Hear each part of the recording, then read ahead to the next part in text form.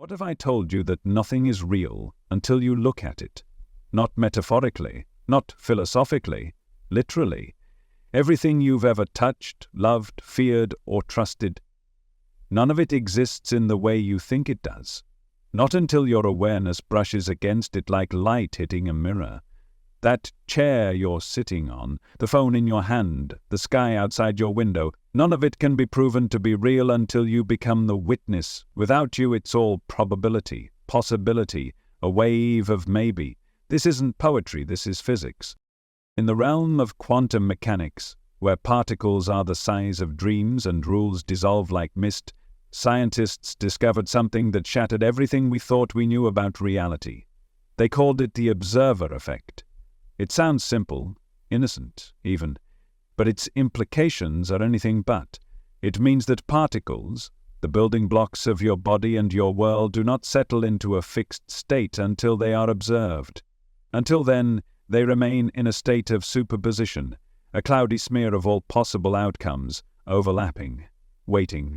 Now think about that for a second. Really let it hit you.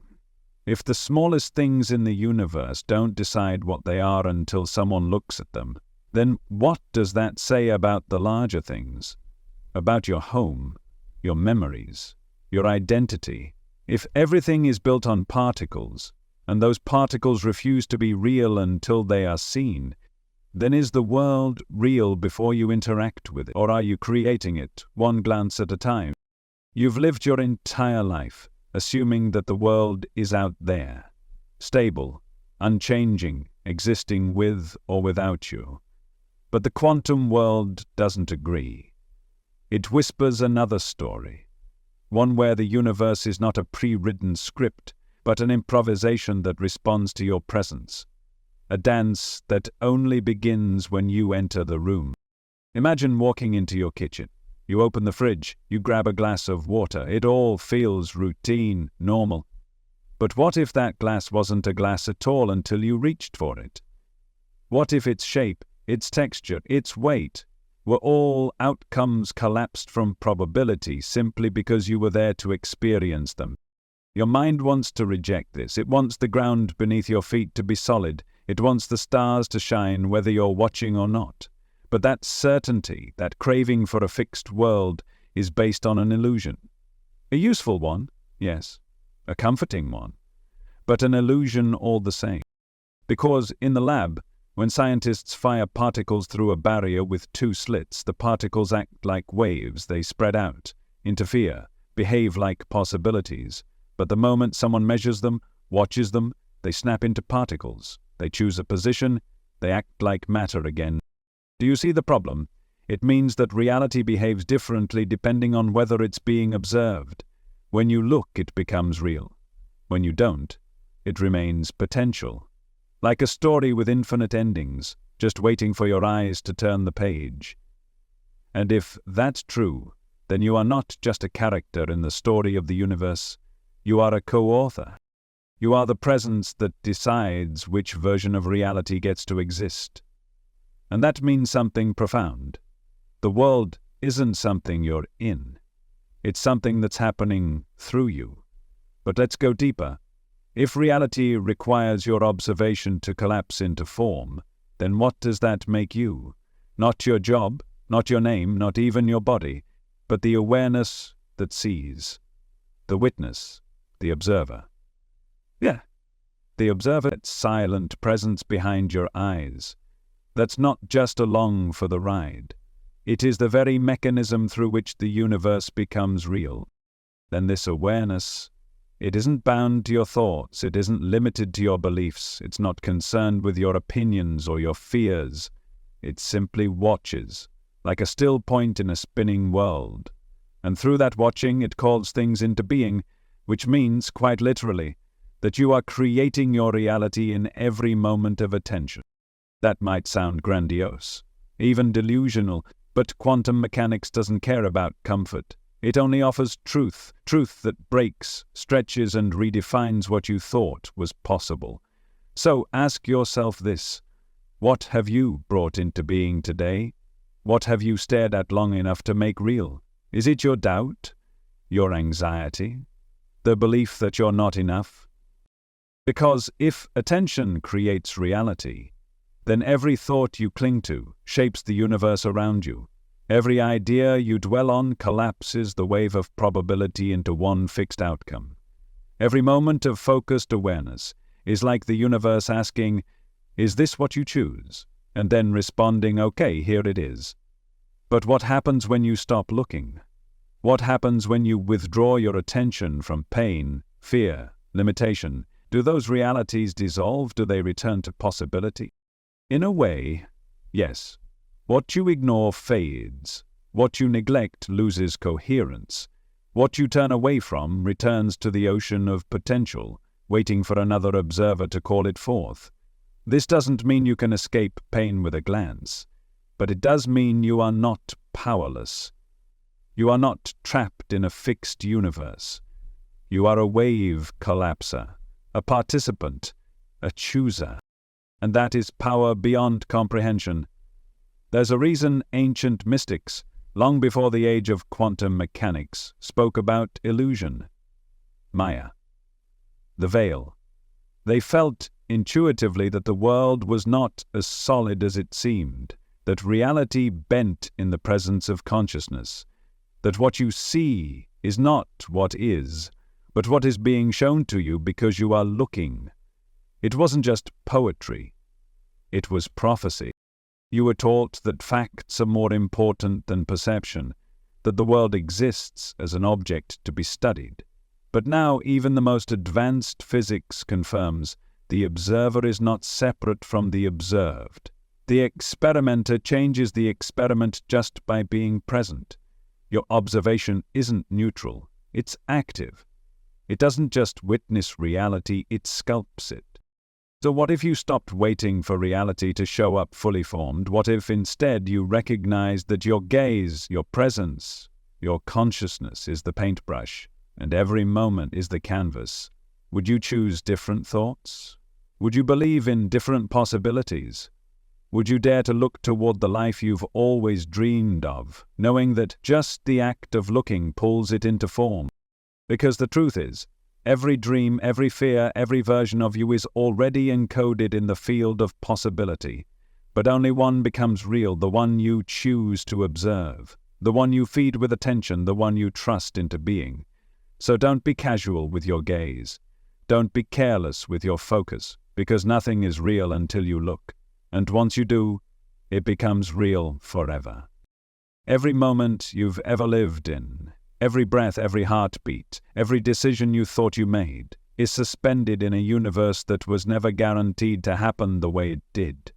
You've been walking through a world that feels stable, grounded, predictable. But beneath that calm surface is a trembling truth, one that few dare to truly feel. At the deepest level, the universe is not built on laws. It is built on uncertainty. Not the kind of uncertainty that comes from ignorance.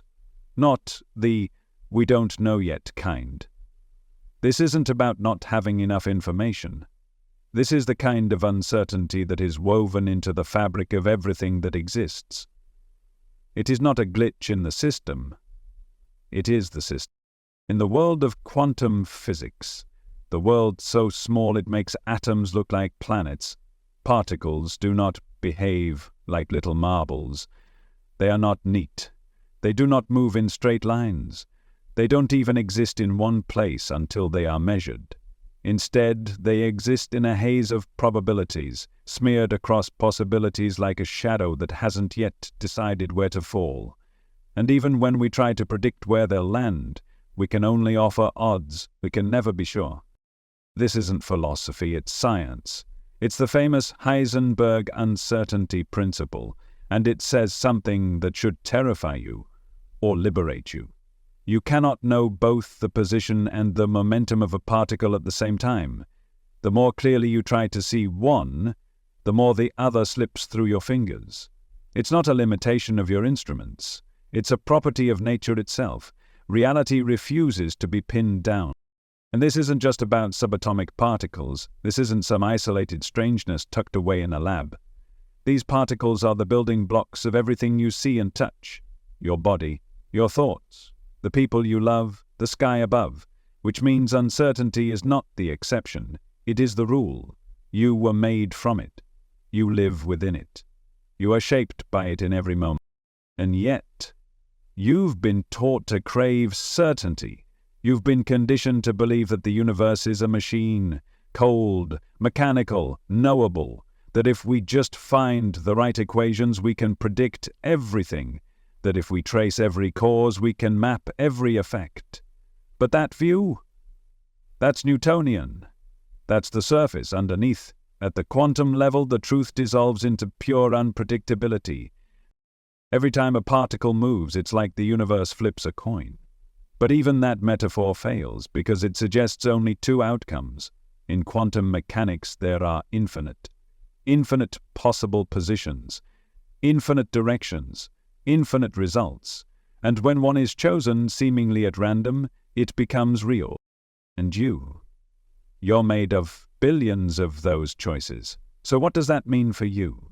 It means that the world you take for granted is not inevitable. It means that your next thought is not a fixed outcome of your previous ones. It means that your future, no matter how solid it may feel, is not waiting for you like a script. It is being written right now, word by word in real time, by a universe that never stops improvising. And it gets stranger. Because even though quantum events appear random, they're not chaotic. There is a kind of order in the unpredictability. Patterns form, outcomes repeat, but not because they're forced, because they're chosen again and again by the act of participation, your presence, your attention, your choice to engage with the world. This is the paradox.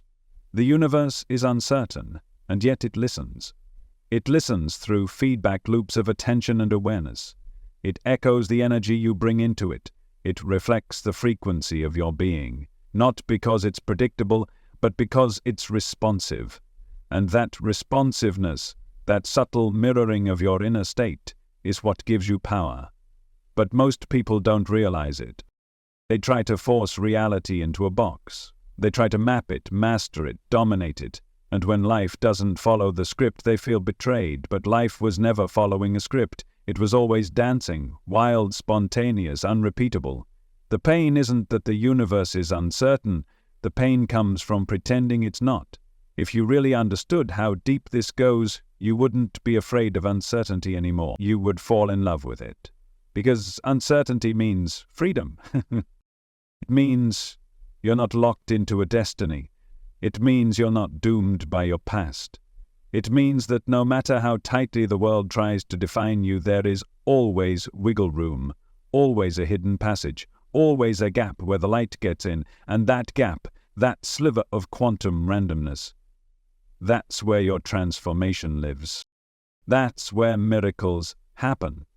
If the universe were completely predictable, there would be no room for grace, no room for awakening, no space for a single moment of revelation to rewrite your entire life. But because everything rests on probability, even the smallest shift in perspective can ripple through time, changing the outcome of things you thought were set in stone. And you've felt this before. You've had moments where something just clicked, where your life turned on a dime and nothing was ever the same. A chance encounter, a split-second decision, a sudden insight, and you wondered, how did this happen? Why now? It happened because uncertainty was always waiting. It waited for you to look, to feel, to act. And the moment you did, reality responded. Quantum mechanics doesn't just describe particles. It describes you. You are a field of potential collapsing into form. You are not a fixed being, but a process, unfolding, updating, always on the edge of what could be. And every moment you live is a collapse point, a narrowing of infinity into now. So stop pretending that you're stuck. You're not a product of linear cause and effect. You are a spark inside a sea of infinite variation. You are not determined. You are emergent. And if you want to change your life, you don't have to rewrite your past. You just have to redirect your awareness. Make a new observation. choose a new path, collapse a different reality into being. Because you can. And this is where science meets spirit. The mystics have always told us that life is unpredictable, that the soul flows like a river, that destiny is a dance. They knew, long before we had particle colliders, that the deepest truths cannot be measured, only experienced. They knew that surrender is not weakness, it's wisdom. And now, physics agrees. It says that randomness is not chaos, that unpredictability is not failure, that the core of reality is not a cold equation, but an openness, a space for the unexpected, a canvas for creation. You weren't born to control the universe, you were born to interact with it, to witness, to shape, to dance with the unknown. So, let go of your need for certainty. Let go of the false security of knowing what comes next. Because in a universe built on uncertainty, the ones who thrive are not the ones who predict, but the ones who adapt, the ones who listen, the ones who stay present in the storm and choose, again and again, to trust that what's emerging, no matter how uncertain, is exactly what's meant to be. And in that moment of trust, something beautiful happens. The randomness doesn't go away, but it reveals itself to be something else entirely, possibility, not the absence of meaning, but the birthplace of it. Because when everything is uncertain, anything is possible, even you. There's something watching you back. Not a person, not a camera, not even a god, but something smaller, stranger, something so subtle it slips through the cracks of your understanding. Particles, the tiniest building blocks of your reality, are paying attention to you, and when you observe them, they change, not because you touched them, not because you interfered, but because you looked. This is not a metaphor. This is what the most foundational experiment in quantum physics tells us. It's called the double-slit experiment, and if you truly understand it, not just with your mind, but with your being, it can shake your entire sense of reality. Here's what they did. Scientists took a source of particles, tiny things like electrons or photons, and fired them, one by one, at a barrier with two narrow slits in it. Behind the slits they placed a screen to capture where the particles landed. Now, if particles were just little marbles, like you've been taught to imagine, then you'd expect to see two lines appear on the screen, matching the two slits. But that's not what happened. What they saw instead was a pattern, an interference pattern, the kind that only waves make, rippling, overlapping, cancelling and amplifying each other, like dropping two pebbles in a pond and watching the waves dance. Somehow, each particle was going through both slits at once, interfering with itself, behaving like a wave, not a thing but a probability. Already strange, right? But it gets even stranger. Because when the scientists tried to find out which slit the particle went through, when they put a detector at the slits to observe the path, everything changed. Instantly, the interference pattern vanished. The particles stopped behaving like waves and started acting like particles again, just little dots going through one slit or the other. The moment they were watched, they chose a path. They collapsed into a definite state, as if the very act of observation forced them to decide, as if they knew they were being watched. Let that settle for a moment. Reality, the physical reality you trust so deeply, doesn't simply unfold on its own. It waits. It hovers in uncertainty. It lives in probability. Until you show up, until you look. Then and only then it becomes specific, solid, real. So what does that mean for your life? If the smallest parts of your body and your world behave like this, if they can exist in multiple states until they're observed, then what are you really? What is this thing you call existence? Because if particles can behave like waves when unmeasured, then everything you consider material is also potential. It's not real in the way you think it is. It's potential waiting to be made real through awareness. This means the universe is not a machine. It's not pre-written. It's not chugging along on autopilot while you watch from the sidelines. The universe is interactive, participatory. It responds to presence, your presence. This is what the double-slit experiment exposed, something so simple and so terrifying that many people still refuse to believe it. That consciousness matters. Not just emotionally, not just psychologically, but physically, fundamentally. Observation is not passive, it's causal. The act of watching changes what's being watched. But we're not talking about human eyes here. This isn't about eyeballs and retinas. It's about measurement, interaction, awareness in the deepest sense, the kind of attention that collapses possibility into form. So now you're left with a question no scientist can fully answer. What is the observer? Is it a conscious mind, a field of awareness? Is it you? Or is it something beyond the personal, something cosmic, universal, timeless? Because if particles change their behavior based on observation, then the observer must be built into the fabric of the universe itself. Maybe it's not that you have awareness. Maybe it's that the universe is aware through you. Maybe you are the collapsing point, the moment the cosmos folds in on itself and says, "This, now, here." And if that's true, then everything changes. It means you're not separate from reality. You're entangled with it, interwoven. You don't live in the world like a tiny figure on a grand stage. You co-create it. You shape it by being aware of it. You collapse infinite waves of what could be into what is, simply by existing as a conscious node in this quantum field. Now, take a breath and look around. The room you're in, the objects, the colors, the light, they're here because you are.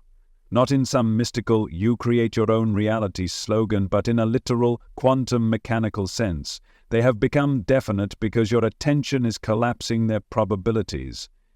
The couch could have been a wave. The floor could have shimmered in superposition, but you saw them, and so they landed. That's the secret most people never hear, that your perception is not neutral, it's not passive, it's active, creative, powerful beyond measure. And every time you believe that the world is just happening to you, you give up that power. Every time you forget that particles change when you observe them, you fall back asleep in the dream of objectivity. Because objectivity, true, cold, detached objectivity, doesn't exist. The moment you look, you interfere.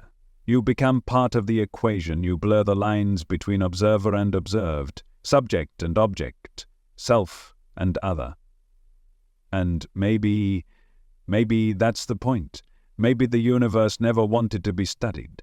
Maybe it wanted to be met. The double-slit experiment is not just a lesson in physics. It's a mirror, a portal, a whisper from the cosmos telling you that your gaze is sacred, that attention is the act of creation, that nothing is final until you witness it.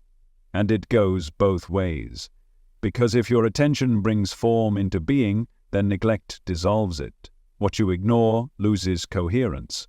What you forget slips back into the sea of potential. It's not destroyed. It just becomes undecided again. Waiting, listening, until someone looks again. That's why awareness is everything. Not just for manifesting, not just for understanding science, but for living, truly living. Because every choice you make, every emotion you feel, every belief you hold, it sends ripples through this quantum field. It paints your reality not metaphorically, mechanically. And maybe that's why love feels so powerful, why grief hits like thunder, why art makes your chest ache and music makes you weep. Because those things pull your awareness so deeply into the moment that the world can't help but take form around them. They collapse waves into meaning. They make the invisible visible. They prove, without words, that something is watching you back. Not to judge, not to control, but to participate, to mirror, to echo. And as you sit with that, one final question emerges, quiet and soft, but undeniable. If particles only become real when watched, then what do you become when you are seen? Who do you become when someone looks at you? Not your body, but your being. Maybe that's why connection matters so much. Why a single glance, a shared silence, a moment of being fully seen can heal years of pain. Because when another awareness collapses you into reality, not the mask, not the persona, but you, it affirms that you exist, that you are not just floating, undefined, you are here, solid, definite, said. And that's all the universe has ever been asking of you. To look, to feel, to notice. Because when you do, you bring it to life. And it returns the favor. So the next time you stare into the night sky, wondering if anyone's watching, remember, everything is. Every particle, every wave, every shimmer of possibility waiting to be chosen. And when you look back, reality blinks into being, because it was never just out there. It was always waiting for you to arrive. You've lived your whole life inside a story where time flows in one direction, from the past to the present to the future, one step, then the next, one cause, then an effect. It feels so natural, so self-evident, that you don't even question it. Your entire sense of reality is built on this one assumption, that time moves like a river, always forward, never backward. You remember the past, you act in the present, and you dream of what's to come. But what if that's not how time really works? What if the future can influence the past? What if cause doesn't always come before effect? What if time, at its most fundamental level, doesn't flow at all? It sounds impossible, even ridiculous, and yet this is exactly what quantum physics has begun to reveal. In the realm of the very small, where particles flicker in and out of existence, where measurement rewrites reality, where certainty dissolves into probability, time does not behave the way you've been taught. It bends, it loops, it folds in on itself, and sometimes it flows backward. This isn't science fiction, it's science. There's a concept known as retrocausality. It suggests that an action taken in the present can influence the outcome of something in the past, that somehow information can travel in both directions through time, not just from yesterday to today, but from tomorrow to now. And though this idea might seem like a violation of logic, certain quantum experiments hint that it may be real. Take the delayed CHOP quantum eraser experiment, a variation of the famous double-slit experiment. It's one of the most disturbing and beautiful experiments ever conceived. And here's what it shows. A decision made after a particle has already passed through the slits can determine whether it behaved like a wave or a particle in the past. Think about that. The measurement happens after the particle has made its journey, and yet it seems to retroactively rewrite the particle's history, as if the future reached back and whispered into the past, "Here's what you were." You're not supposed to be able to do that. The past is supposed to be fixed. But in the quantum world, it's not. And that shakes the foundation of everything you thought was real, because if the future can influence the past on a quantum level, then the linear narrative you're living in is only a surface illusion. Underneath it, time is symmetrical. That's what the equations tell us. The laws of physics work the same forwards and backwards. Time isn't a river, it's more like a sea. Fluid, non-linear, unbound. You can sail across it in any direction. And in some sense you already are. You just don't know it. Because your consciousness, your brain, your biology, all of it is built to perceive time in a single direction. It's a survival mechanism. You remember what hurt you. You plan to avoid it. You learn from what happened before and use it to shape what comes next. That's how you've stayed alive. But that's not how the universe works. The deeper you go, the more it becomes clear. The direction of time is not an absolute truth. It's a choice. A perspective. A lens. So, what if you could take that lens off? What if you could step outside the story and see time for what it really is? Then you'd see that every moment is already there, past, present, future, coexisting in a vast eternal now. You'd see that time isn't something that flows, but something you move through with your attention, like flipping through pages of a book. All the chapters already exist, but the one you're reading feels like the only one that's real, until you turn the page. And this changes everything. It means your past is not set in stone. It can be reinterpreted, reframed, even rewritten, not because the events change, but because your relationship to them does. Your memory is not a recording, it's a reconstruction.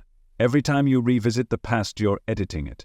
And if your attention has the power to reshape your memory, then maybe, just maybe, that attention echoes backward through the quantum field, changing what's real on a fundamental level. Maybe healing isn't just emotional, maybe it's quantum. Maybe forgiveness doesn't just bring peace in the present, maybe it actually rewires the past in some strange, impossible way.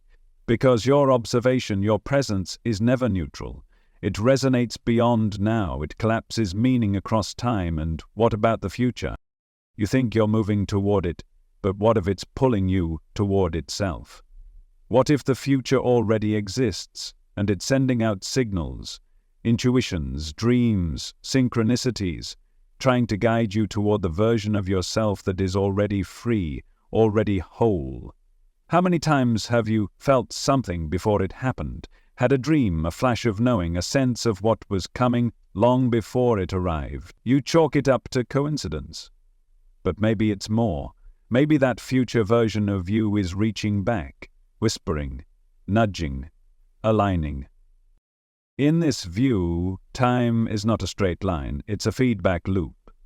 You're not just influenced by your past, you're also influenced by your future. Every choice you make sends ripples in both directions.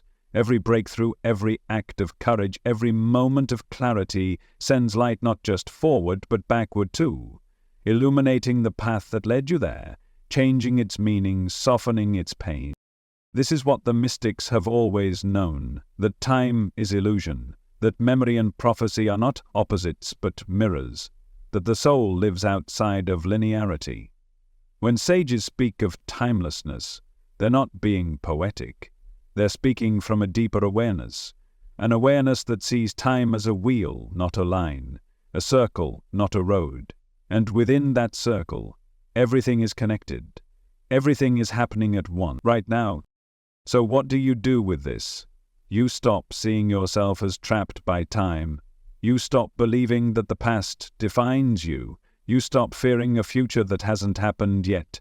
And you begin to understand that you are not a victim of time. You are a traveler through it, a chooser, a creator. You begin to trust the nudges, the feelings, the subtle signs that don't make logical sense but feel true, because those might be echoes, messages from the future, glimpses of a reality that is already real, calling you toward it, asking you to step in. You begin to see every moment, past or future, as part of a living whole, a single breath. And in that awareness, something incredible opens up. Freedom. The freedom to forgive your past, knowing that doing so heals more than your present. It untangles knots in the timeline. It echoes backward. The freedom to trust your future, knowing that the best version of yourself is already there, already waiting, already shining like a star just beyond the veil of now. The freedom to live in the present, fully, deeply, awake, not as a byproduct of your history, but as a luminous center of possibility. Time doesn't flow the way you think it does. And that's not a problem, that's your power. Because once you know this, you can start to walk differently, not as a prisoner of what was, not as a stranger to what will be, but as a conscious participant in the unfolding of everything, as someone who can reach into the river of time and feel that it isn't flowing at all. It's still. It's here. And every version of you is alive in it, waiting to be chosen, remembered, reborn. So choose, because the past is listening, and the future is watching. You've always felt like you're inside the universe, like you're here, on a planet, in a galaxy, floating through space. The world stretches out around you and you move through it like a passenger on a train, watching the landscape pass by. You imagine your body as something placed inside this vast container called the cosmos, and everything you experience, sound, light, touch, time, feels like it happens in that space. But what if that's an illusion? What if you're not in the universe, but instead projected from it? It sounds absurd at first, even impossible, but when you peer deeply into the laws of physics, into the bleeding edge of what we understand about space, time, and reality, a strange idea begins to emerge. An idea so radical, so counterintuitive, it makes the ground beneath your feet feel like a dream. It's called the holographic principle, and once you understand it, you might never see reality the same way again. Imagine holding a holographic image in your hand, a flat sheet that somehow contains the full three-dimensional appearance of a person, a face, a place. If you tilt it, light shifts, depth appears, illusion becomes experience. But the image doesn't exist in space, it's generated by patterns etched onto the surface. The depth is a trick, a projection, a code being read. Now imagine this. What if you are the hologram? What if your body, your thoughts, your feelings, what you call you, are not embedded within space but emerge from the edge of it? It's not just science fiction. This idea arises from the study of black holes, those terrifying abysses of collapsed matter and gravity so intense not even light can escape. In the 1970s, physicist Jakob Bekenstein discovered something strange. The information inside a black hole didn't seem to be measured by its volume but by its surface area. That was the crack in the wall, the thing that didn't make sense, and when Stephen Hawking ran the math, he confirmed it. The entropy, the content, the information of what falls into a black hole is not lost inside, it's stored on the surface, the boundary, the event horizon. It was like finding a book where the entire story isn't written on the pages but somehow hidden on the cover. And so physicists asked, what if this isn't just about black holes? What if the whole universe works like this? What if everything inside space is actually described on the edge of it?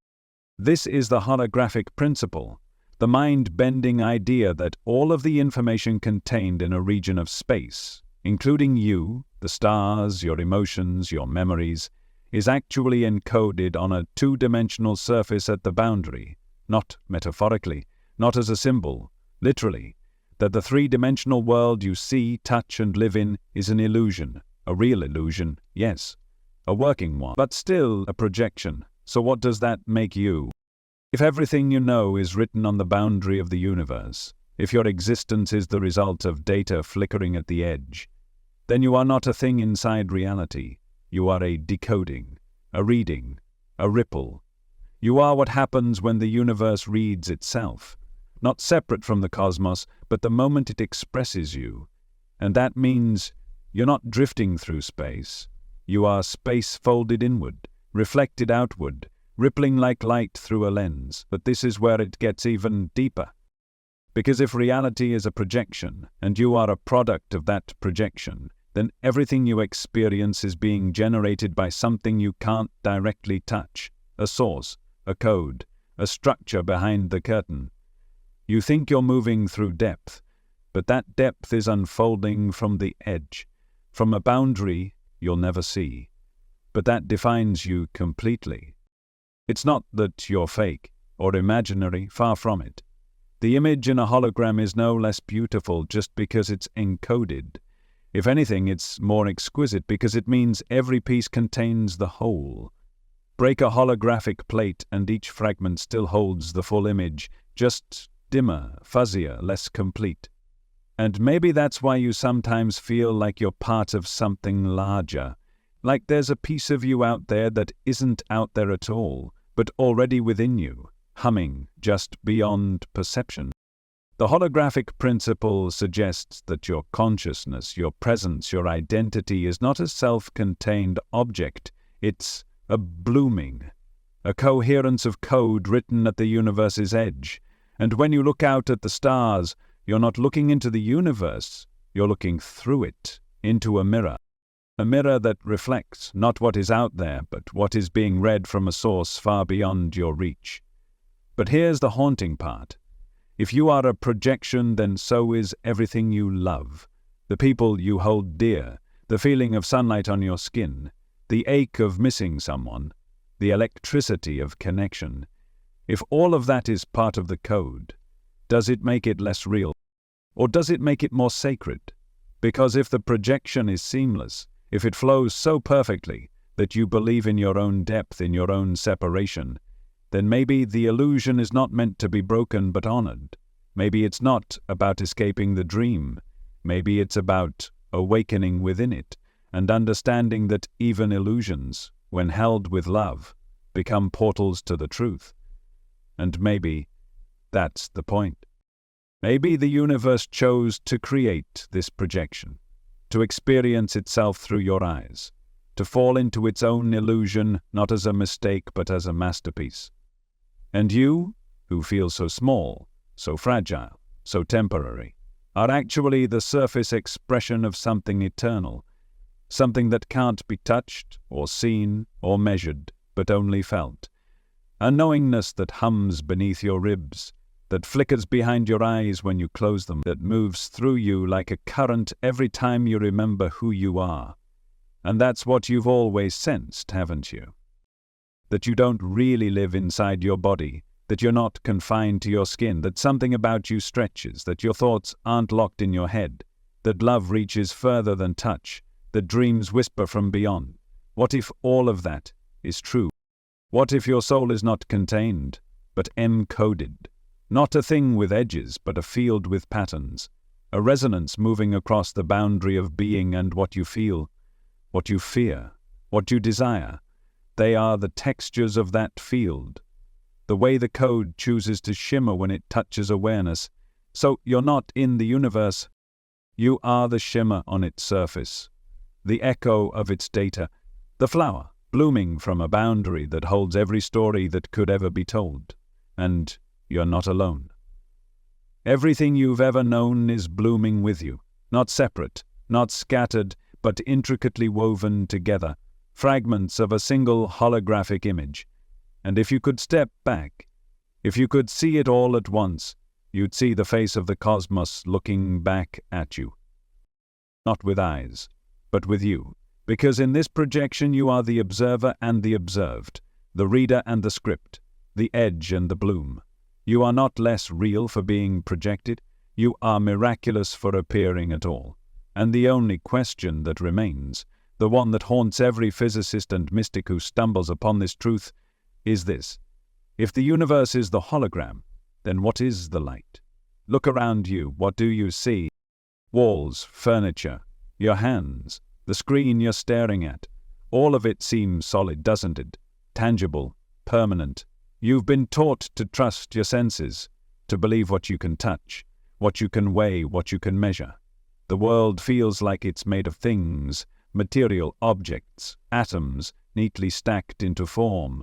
You wake up inside this realm of matter every day and move through it as though its structure is undeniable. But what if none of it is what it seems? What if the solidity you rely on is an illusion, a convincing projection? What if, at the most fundamental level, nothing is truly solid, and everything you call real is made of one thing and one thing only? Be patient, not substance, not stuff, but frequency, oscillation, movement, the beneath reality that gives rise to every form, every color, every experience. A symphony of energy patterns dancing in and out of form, creating the illusion of separateness, of shape, of permanence. This isn't speculation, this is science, and it's ancient knowing too. Let's begin with what we now know through quantum physics. Atoms, the tiny building blocks of all physical matter, are over 99.999999% empty space. What you think of as solid is actually mostly void, with particles spinning so fast, so precisely, that they create the impression of stability. It's like a fan spinning in a dark room. You see a disk, but it's not a disk. It's motion, it's velocity, it's energy in motion. And these particles, electrons, protons, neutrons, aren't little marbles, they're not tiny versions of rocks. They're better described as excitations in energy fields. When you zoom in far enough, particles aren't even things, they are ripples, fluctuations. They are where the field vibrates in just the right way to appear there. So what you are, your body, your thoughts, your breath, is a complex song of vibration, a harmonic resonance, a pattern sustained by frequencies woven through fields we can barely understand. Everything is vibrating. From the dense center of the earth to the cells in your heart, from the distant galaxies to the silence in your bedroom, it's all pulsing with energy, not randomly, but rhythmically, intricately, like instruments in an orchestra playing a symphony too vast to hear all at once. You are not walking on solid ground, you are surfing on stabilized frequencies. This is why certain sounds can bring you to tears, why a single word can heal or destroy. It's why music can lift you out of despair without needing to say a thing. It's not just emotion, it's resonance, the vibration of your field harmonizing or clashing with another. You're not just hearing music, you're responding to vibration on a cellular level. You're tuning yourself, just like a string on an instrument, into a new frequency. Even your emotions are vibrations, states of energy. That's why fear feels heavy, why joy feels light, why grief drags and love expands. These aren't just metaphors, they are sensations of vibration moving through your energy field, changing your body, your breath, your posture. And in that moment, they are not abstract feelings, they are frequencies. And frequencies have power. You've probably heard of cymatics, the visual study of sound vibrations. When you play a frequency through a plate covered in fine sand or water, patterns emerge, geometric, sacred, organized patterns. Shift the frequency and the pattern changes. One note creates a mandala, another note breaks it apart. Nothing touches the sand, nothing forces it, just vibration, turning formlessness into form. Now take that idea and scale it up. What if the world itself is a cymatic expression? What if every mountain, every tree, every drop of rain is held together by frequency? Patterns formed from energy vibrating at just the right pitch. What if your body is the shape your consciousness takes when vibrating in this dimension? That's what many ancient traditions have been whispering for millennia. That the universe is not made of matter, but of sound. In the beginning was the word, the Om, the primordial tone, the song that sang the cosmos into being. This wasn't just poetry, it was physics dressed as myth. The idea that everything arose from vibration. Even your name, your voice, your breath, these are not accidents. They are part of your personal frequency signature. You are a unique tone in the cosmic song, resonating with some things, dissonant with others. And every thought you think, every belief you hold, shapes that tone. Because thought, too, is vibration. You don't have to speak it for it to ripple. It moves the field around you, subtly, invisibly. It affects your body, your emotions, the energy you emit. It's why you can walk into a room and feel tension before a word is spoken. Why some people feel like home and others feel like static. You are always broadcasting, always receiving. A transmitter of frequency, a receiver of vibration. And the field around you, the quantum field, is listening. It responds not to your words, but to your frequency. And that frequency is shaped by your state, not your external conditions, your inner one. So ask yourself, what are you vibrating? Not what are you saying, not what are you pretending, but what are you being? Because vibration doesn't lie. It doesn't care about performance. It reveals what you truly believe, what you truly feel, what you truly are aligning with beneath the surface. And here's the miracle. Vibration can be changed. You're not locked into one frequency. You are a dynamic, evolving waveform. You can retune yourself. Gently, gradually, with intention, through breath, through silence, through stillness, through gratitude, through awareness. These aren't moral practices, they're vibrational ones. Gratitude raises your frequency. Forgiveness unblocks your flow. Presence harmonizes you with the now. And when your frequency shifts, your reality follows. Because your vibration determines what you attract, what you repel, what you recognize, and what you resonate with. It filters the infinite possibilities of the quantum field into the experience you call life. This is not wishful thinking, it's energetic law. Your reality is a reflection of your resonance. So if the world around you feels heavy, dull, chaotic, don't just fight the outside. Tune the inside. Realign your field. You don't have to force the change, you become the change, and the rest begins to respond. Because it's all vibration. There is no stuff, no permanent independent object, only energy shaped into appearance. Fields vibrating at different speeds, intersecting, harmonizing, repelling, attracting. Matter is the slowest vibration, spirit is the highest, and consciousness is the medium between. You are not flesh and bone. You are energy held in pattern. You are not stuck. You are shifting always. You are not separate from the world. You are its tone.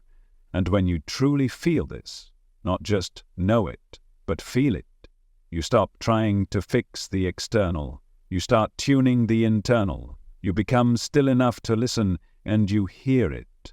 That deep, ancient hum beneath everything. The rhythm of stars, the breath of the earth, the pulse of the universe moving through you. It's always been there. It's what you came from, and it's what you are. You've felt it your whole life, even if you couldn't name it. That quiet ache, that subtle tension, the sense that you're alone inside your mind, peering out at a world that's apart from you, that other people are separate, that their thoughts are unknowable, that there is a you in here and a world out there. It's the background music of human existence, this illusion of separateness. You were born into it, you were taught it from the beginning, that you are an individual, that your body is your boundary, that your skin marks the edge of yourself. You are here and everything else is not. That's what the world teaches. But the deeper you look, the more this belief begins to crumble, and nowhere does it unravel more profoundly than in the realm of quantum physics. Because at the quantum level, the lines you've been taught to trust, the ones between you and everything else, don't exist. They blur, they dissolve, they fall away like fog in the light. And what's left is something astonishing. Connection, unity, interdependence. The profound truth that you have never been separate from anything, not once, not ever. The clearest window into this truth is quantum entanglement, a phenomenon so strange, so magical, that Einstein himself called it spooky action at a distance, because it defied everything he thought the universe should be. It still does. Here's what happens. Two particles, say photons, are created together in such a way that they become entangled. Their properties are linked. Spin, polarization, momentum, whatever it is. Their states are bound to each other. Now send one of those particles across the room, across the city, across the galaxy. It doesn't matter how far apart they are, measure one and the other responds instantly. Not after a signal has traveled, not after time has passed, instantly. Even though no information could possibly get from one to the other that quickly, not even at the speed of light, the change happens outside of time, outside of space. It's as if, at some level, the particles are still touching, still part of the same thing, as if the space between them isn't real. And if that's true for particles, what does it say about you? Because you too are made of particles. Every atom in your body, every cell in your skin, every electrical impulse in your brain, it's all part of this same field.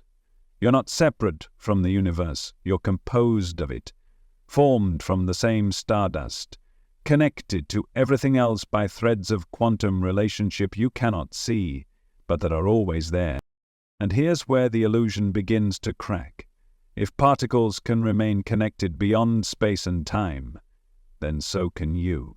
And maybe you already do. Maybe you've felt it in moments you can't explain. When you think of someone and they call, when you sense that someone you love is hurting without a word being said, when you feel the presence of someone who's far away or no longer alive, and something in you knows this is real. We're taught to dismiss those moments, to call them coincidence, sentimentality, hallucination. But what if they're echoes of something deeper? What if they're glimpses into the truth that we are entangled, not just by biology or history, but by consciousness itself? What if the illusion of separateness is just that, an illusion, a necessary one perhaps, one that helps you navigate this world, one that gives you identity, ego, choice, but still a mask? Because underneath it the truth remains. You are not a fragment. You are a facet, not a drop in the ocean, but the ocean in a drop. This is what the ancients knew long before physics caught up, that the self is not isolated, that the soul is not confined to the body, that everything in the universe is interwoven, not just spiritually but structurally. They called it oneness, interbeing, divine union. They said that the trees breathe out what you breathe in, that the rivers remember your tears, that every star you see is a mirror of your own life. They said that when you hurt someone, you hurt yourself, and when you love someone, you awaken something eternal. Now, quantum entanglement offers a scientific whisper of that same truth.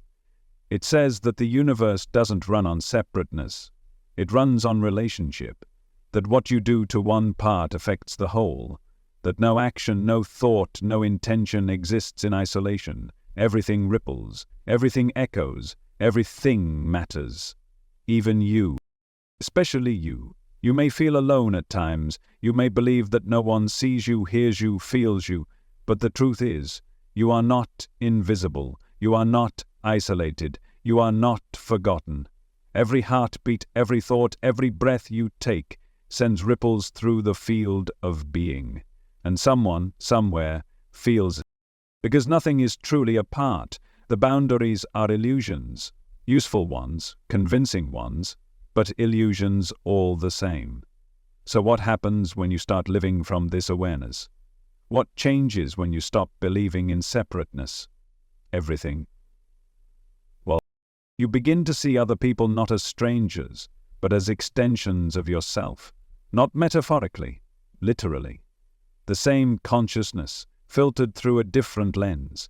You recognize their fears as echoes of your own, their joy as a reflection of what's possible for you, their suffering as your opportunity to heal not them but yourself. And in doing so, them too. You stop competing. You start contributing. You stop isolating. You start integrating. And most importantly, you begin to treat yourself with reverence, not because you're special, but because you are a sacred node in the web of everything. And what you do here matters everywhere. You start noticing how your emotions affect others, how your thoughts shape your surroundings, how the frequency you carry changes the room before you even speak. Because the entanglement isn't just physical, it's energetic. It's why love feels like a wave, not a word. Why hatred poisons the one who holds it. Why forgiveness lifts not just the forgiven, but the forgiver. You are already in constant exchange with the field around you. Every thought you think is data. Every emotion you feel is a signal. Every act of kindness or cruelty sends a ripple through the invisible fabric that connects us all. And here's the most humbling part. You're not just entangled with people. You're entangled with everything. With the earth that holds you, with the sky that moves you, with the wind that brushes your skin, and the stars that pierce the night. Your breath is not your own, it was borrowed from trees. Your body is not your property, it's on loan from the cosmos. And the moment you begin to live in that knowing, not just believe it, but feel it, you start to come home, to yourself, to the whole, and the ache of separateness begins to fade. Because you were never separate. You just forgot. But now, you remember. You've always moved through space like it's a given. You wake up in a room, walk through a doorway, drive across town, look up at the sky. You move from here to there. You point to something and say, "It's over there," assuming that there exists independently of you. Space feels like the most obvious truth of your experience, the backdrop of everything, fixed, reliable, fundamental. But what if it's not? What if space, the thing you think you're moving through, is not a thing at all? What if space is something that arises from something deeper, something stranger? This is what the frontiers of theoretical physics are beginning to suggest, that space as you experience it might not be real in the way you assume. It may be emergent, not fundamental, not absolute, not the static stage you were told it was, but something generated, something produced, like an effect, not a cause, like a shadow cast by something more essential. You see, in the classical view of physics, the one you inherited from Newton, space was the canvas. Objects existed in space and time ticked along like a metronome. The universe was like a grand chessboard with pieces moving in predictable patterns across a three-dimensional grid. You could calculate the distance between things. You could map them, predict them, control them. But that view, it's unraveling. Quantum mechanics broke the rules, and general relativity bent them. But it's when you try to combine the two, quantum field theory and gravity, that the story of space begins to collapse completely. The math doesn't hold, the models start to contradict, and what emerges from that chaos is an idea so unsettling, so counterintuitive, that even physicists hesitate to speak it too loudly, that space is not a container. It's a consequence. A consequence of what? Of information, of entanglement, of relationships. Think about that. What if here and there don't exist on their own, but are defined only by how particles relate to each other? What if distance isn't measured by some absolute metric, but by how connected things are? This is the heart of some of the most cutting-edge research in physics today, and it's starting to tell a wild story. That the fabric of space is not a pre-existing grid, it's the product of quantum entanglement. Let's take a step into the work of theoretical physicist Erik van Linde, who proposed something radical, that gravity itself isn't a fundamental force, but an emergent phenomenon, like temperature, like pressure. He suggested that gravity arises from changes in information between particles. In other words, space curves. Not because of some invisible force field, but because the underlying data shifts. And if gravity is emergent, then so is space. It's like watching a hologram materialize from a code you can't see. You don't see the source, you see the effect. The appearance of space is just the result of deeper, hidden relationships. You think something is far away, but it only feels far because it's less entangled with you, less connected.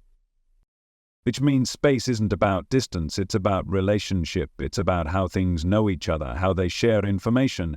And when you shift your focus from the illusion of separation to the reality of connection, something incredible happens. You begin to understand that location is not objective, it's subject. The more two things are entangled, connected through quantum states, the closer they are in this deeper fabric of reality, even if they're galaxies apart in conventional space. That changes everything, because it means that the structure of the universe isn't built from matter placed into a container. It's built from interaction, from flow, from intimacy. And that includes you. You are not sitting inside a box called space. You are part of the interaction that gives space its shape. You don't just move through space, you generate it by relating to everything else.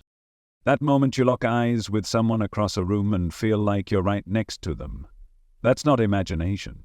That's entanglement. That moment you close your eyes in meditation and feel your body disappear, as if the boundary between you and the universe dissolves. That's not a dream. That's you stepping out of the illusion. That's you touching the edge of what's real. Because when space dissolves, presence remains. And maybe that's the point. Maybe space is the illusion that lets you play the game of being here instead of everywhere. The illusion that lets you journey, explore, grow, that lets you experience movement, distance, longing, return. But you were never far from anything. You were just wearing the mask of space. It's like virtual reality. Put on the headset, and you see a room, a landscape. You turn your head and objects move with convincing realism. But it's not the room that defines the experience. It's the code, the data, the relationships between signals. You're not seeing space. You're seeing what happens when the system processes your position relative to everything else. Take the headset off, and there is no room. Now imagine this: your entire life may be that headset. Not in a literal sense, but in a structural one. You're perceiving space because it's being rendered from deeper information, information that has no shape, no color, no where, just entanglement, just connection, just pure relational existence. And if that's true, then what you are isn't in a place, you are a place. You are the node in the network from which space unfolds. You're not contained, you're expressed. You are not a body in a room, you are a point of perspective in a vast field of possibility, where distance is just a veil drawn over intimacy and movement is just the dance of changing relationship. And that changes how you love. Because when you love someone, you collapse the illusion of space between you. You draw them closer, not by moving, but by tuning, by vibrating in resonance. You feel them, not because they enter your location, but because the entanglement becomes clear. You remember that space never really divided you, it only seemed to. That changes how you grieve, because when someone leaves their body, when they pass on, you feel that ache of space, that terrible sense of distance. But maybe that ache is only on the surface. Maybe, in the quantum field, in the fabric beneath appearances, they are still as close as breath. Still connected, still here. That changes how you live. Because if space is an emergent illusion, then you don't have to travel to find what you're looking for, you have to tune to it. You have to change your relationship to it. You don't need more steps, you need deeper alignment. And the moment you align, it appears, not because it came to you, but because the veil of distance lifted, and there it was all along. Space might be an illusion, but the presence behind it, that's real, that's eternal, and that's you. Everything you've ever experienced, every color, every sound, every touch, has felt real because it passed through your senses. You trust your body to tell you what's solid, what's distant, what's true. You believe in what you can see, hear, taste. You've moved through life thinking reality is made of things, atoms, matter, force. You were taught that the universe is built from substance, stacked like bricks, obeying rules like gravity and thermodynamics. But what if it's not made of things at all? What if everything you've ever known is, at its core, made of information? Not in a poetic sense, not as a metaphor, but literally. What if the fabric of reality is not material but digital? This is the question now echoing through the halls of physics and computer science, through the minds of the greatest thinkers of our time. It's not fringe speculation anymore. It's a growing possibility. That the universe is not a machine but a computation. That atoms are not the base layer, but bits are. At the smallest level of existence, when you peel back the curtain of matter, what do you find? Not solid objects, not indivisible particles. You find fluctuations, probabilities.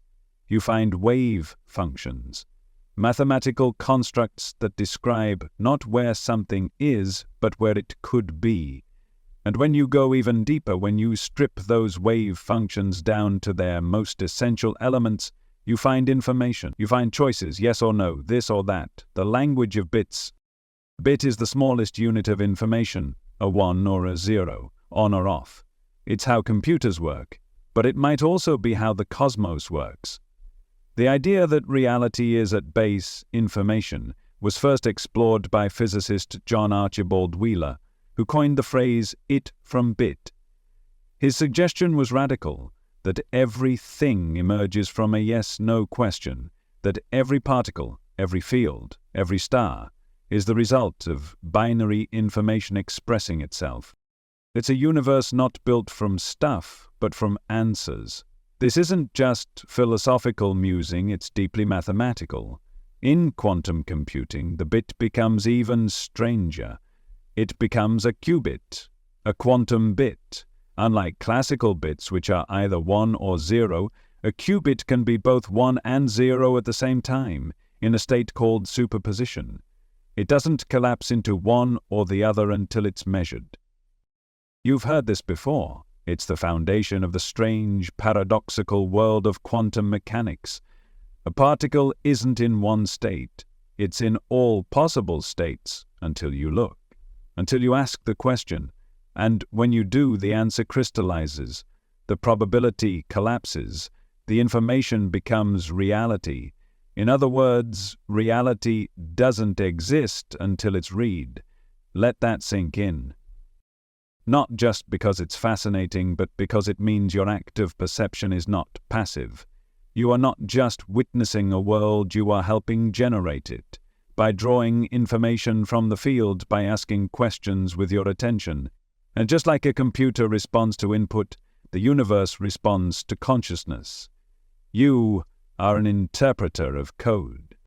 Every tree you've ever seen, every face you've ever loved, every moment you've ever experienced, those were not just physical things. They were information rendered into form by your awareness, encoded, decoded, translated. Think about your dreams. When you dream, entire landscapes arise. Complex, immersive, convincing. People speak, emotions pulse. All of it feels real, yet none of it is built from atoms. It's built from information, from memory, from pattern, from data structured into experience. Now ask yourself, how do you know this waking world is different? If your dreams can produce such rich experiences from nothing but information, why couldn't your waking life be doing the same? Just at a different frequency, with a different rule set. There is no hard boundary between illusion and reality, only a difference in resolution.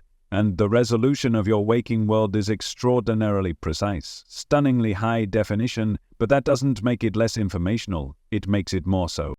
We live in a quantum field of possibilities. At every point in space there is information, waves of potential, waiting to be drawn into specificity.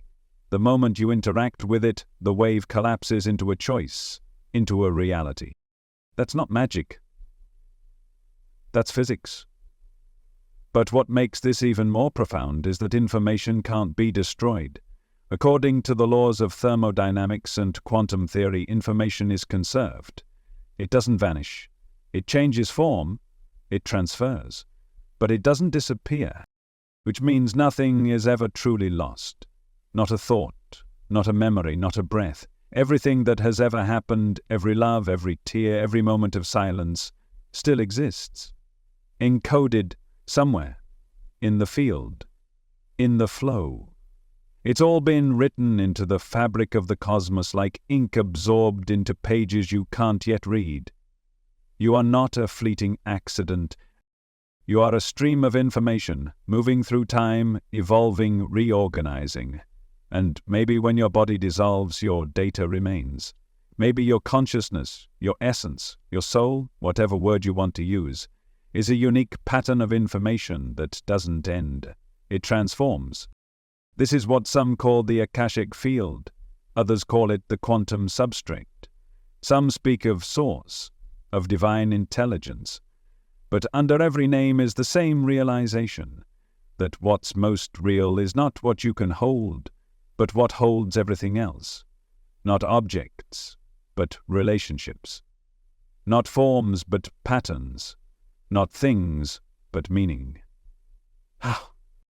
You are not a body in space.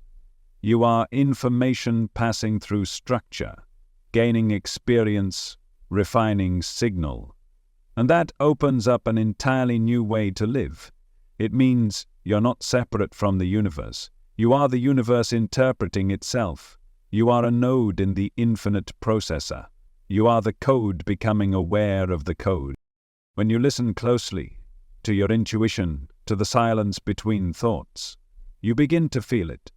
The hum beneath everything, the electric stillness that pulses behind form. That's not empty. That's not absence. That's the source field, vibrating with pure information. And just like tuning a radio, you can align with it. When you meditate, when you forgive, when you release resistance, you're not just calming your nervous system. You're syncing with deeper data. You're clarifying your signal. You're remembering the code beneath the illusion, and when you remember it, reality responds. You start noticing synchronicities, moments of alignment, ideas that appear just when you need them. It feels like magic, but it's not. It's informational harmony. The field speaking to itself through you. That's what prayer is, what intention is, what manifestation really means.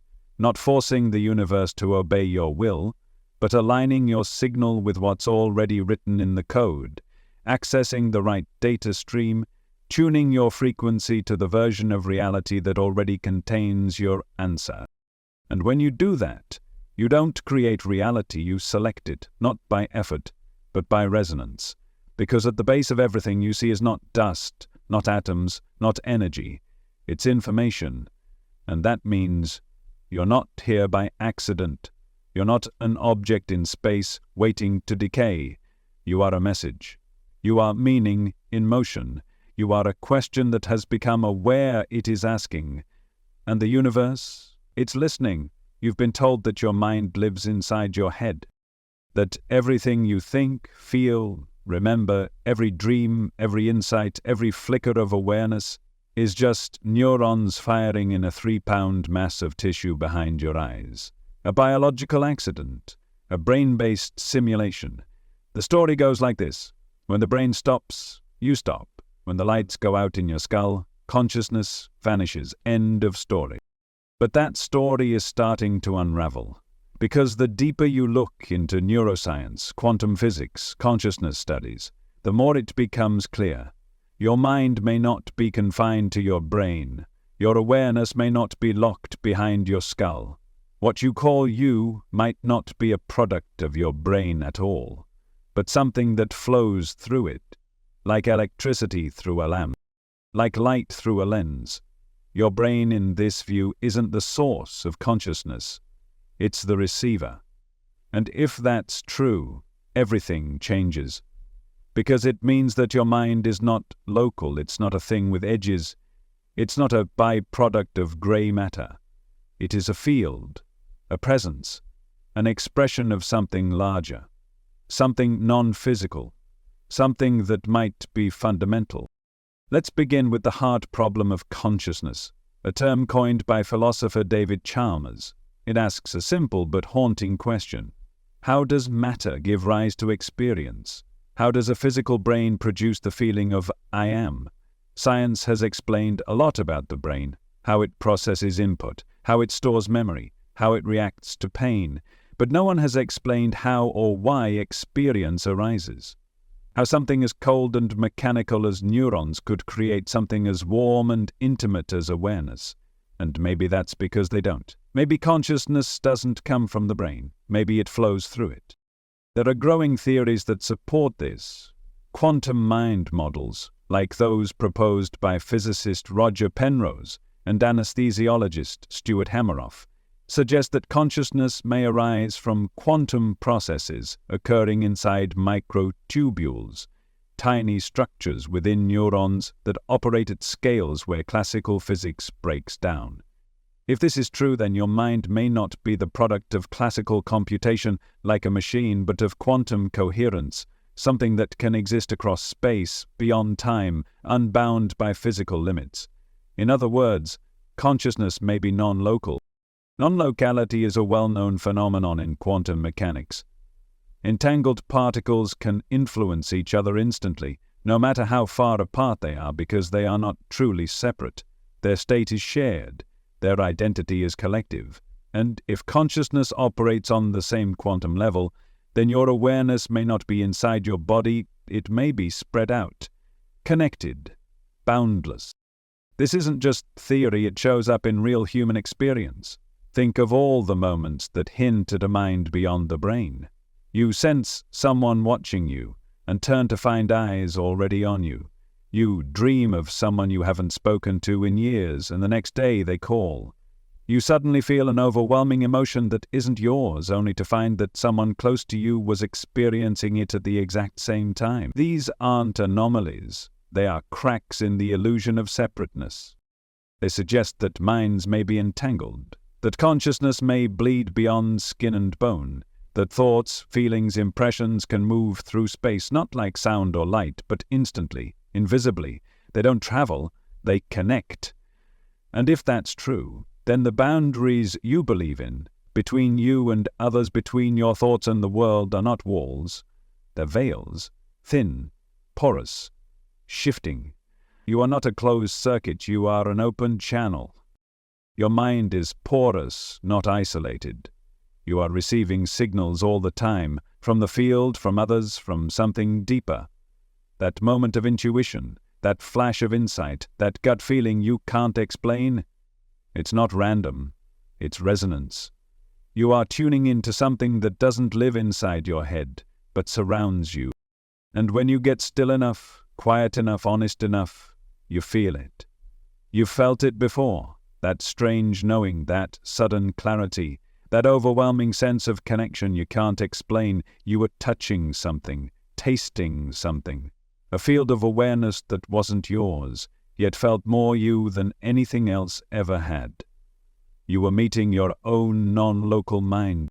This is what mystics and sages have known for millennia, that consciousness is not a byproduct, it is the foundation, not an effect of matter, but its source.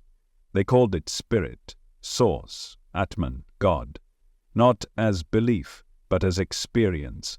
They sat in silence and merged with the infinite. They dissolved the self and felt the ocean beyond identity, and they came back with the same message. You are not your thought, you are not your brain, you are not confined, you are awareness. And awareness has no edges.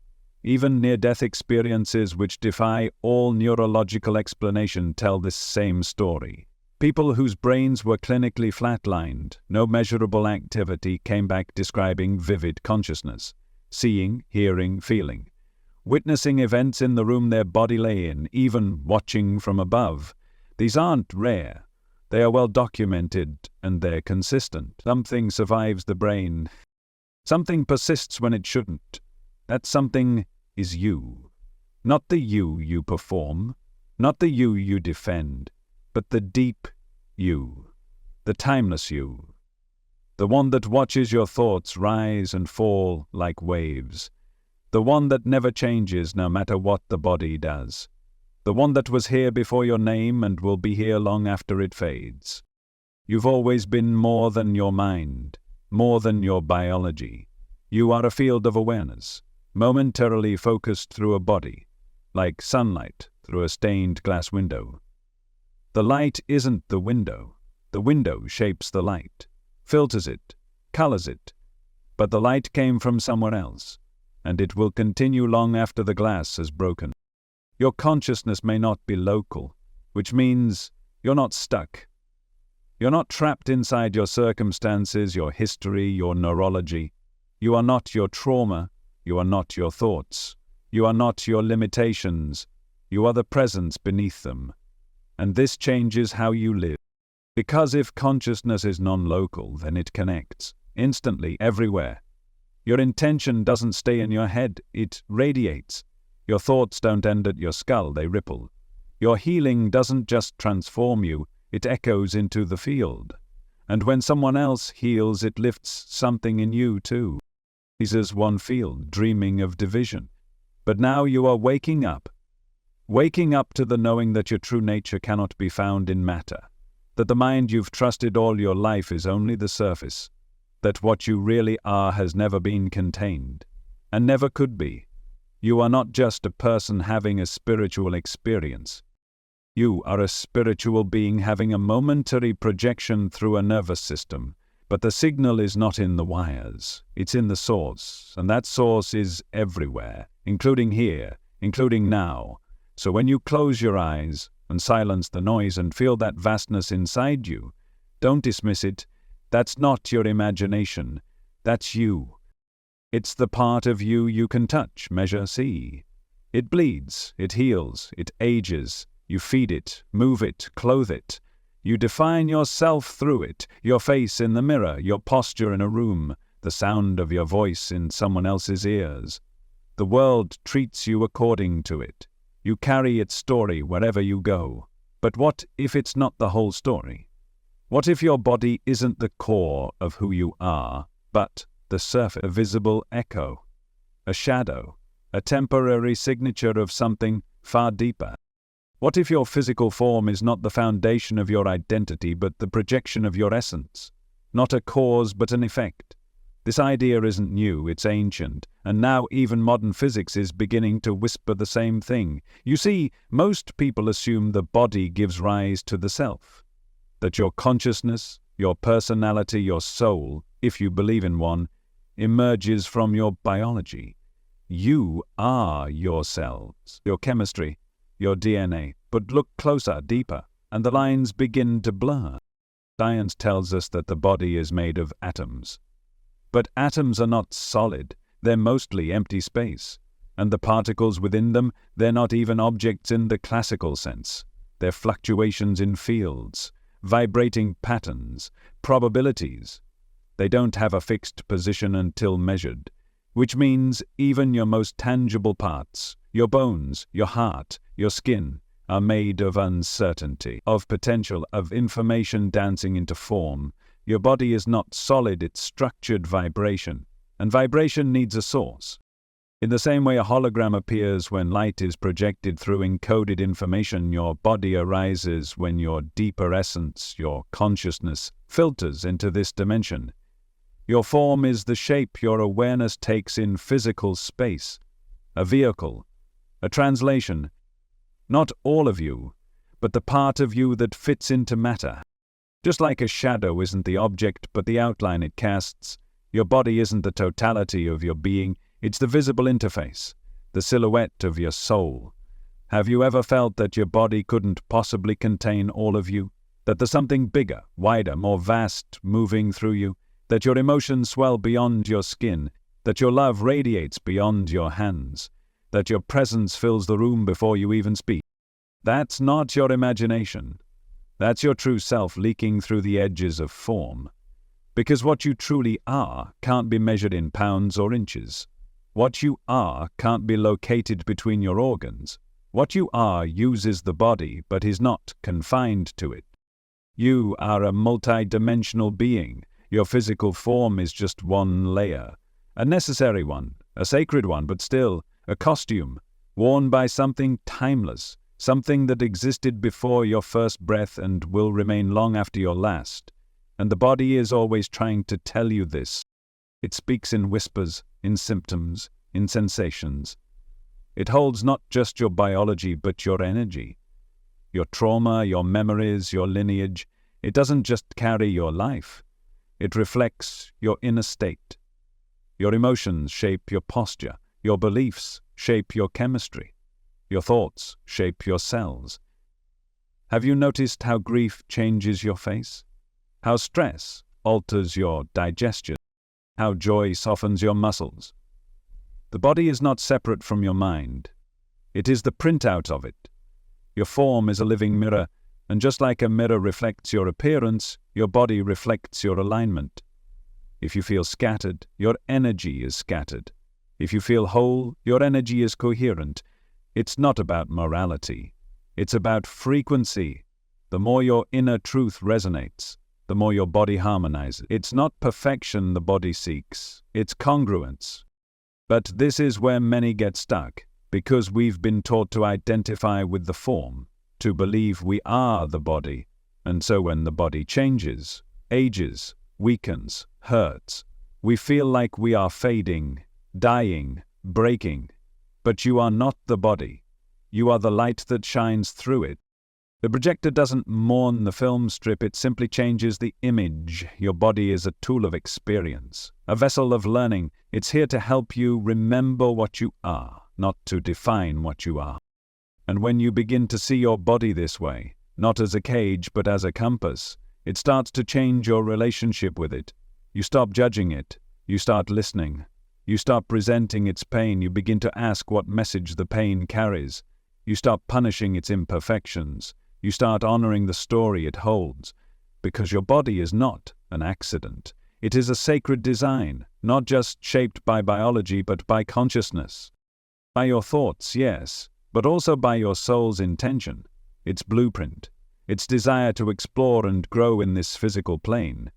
Every freckle, every scar, every quirk of movement is part of the signature your deepest self chose, not because it's easy, but because it's meaningful.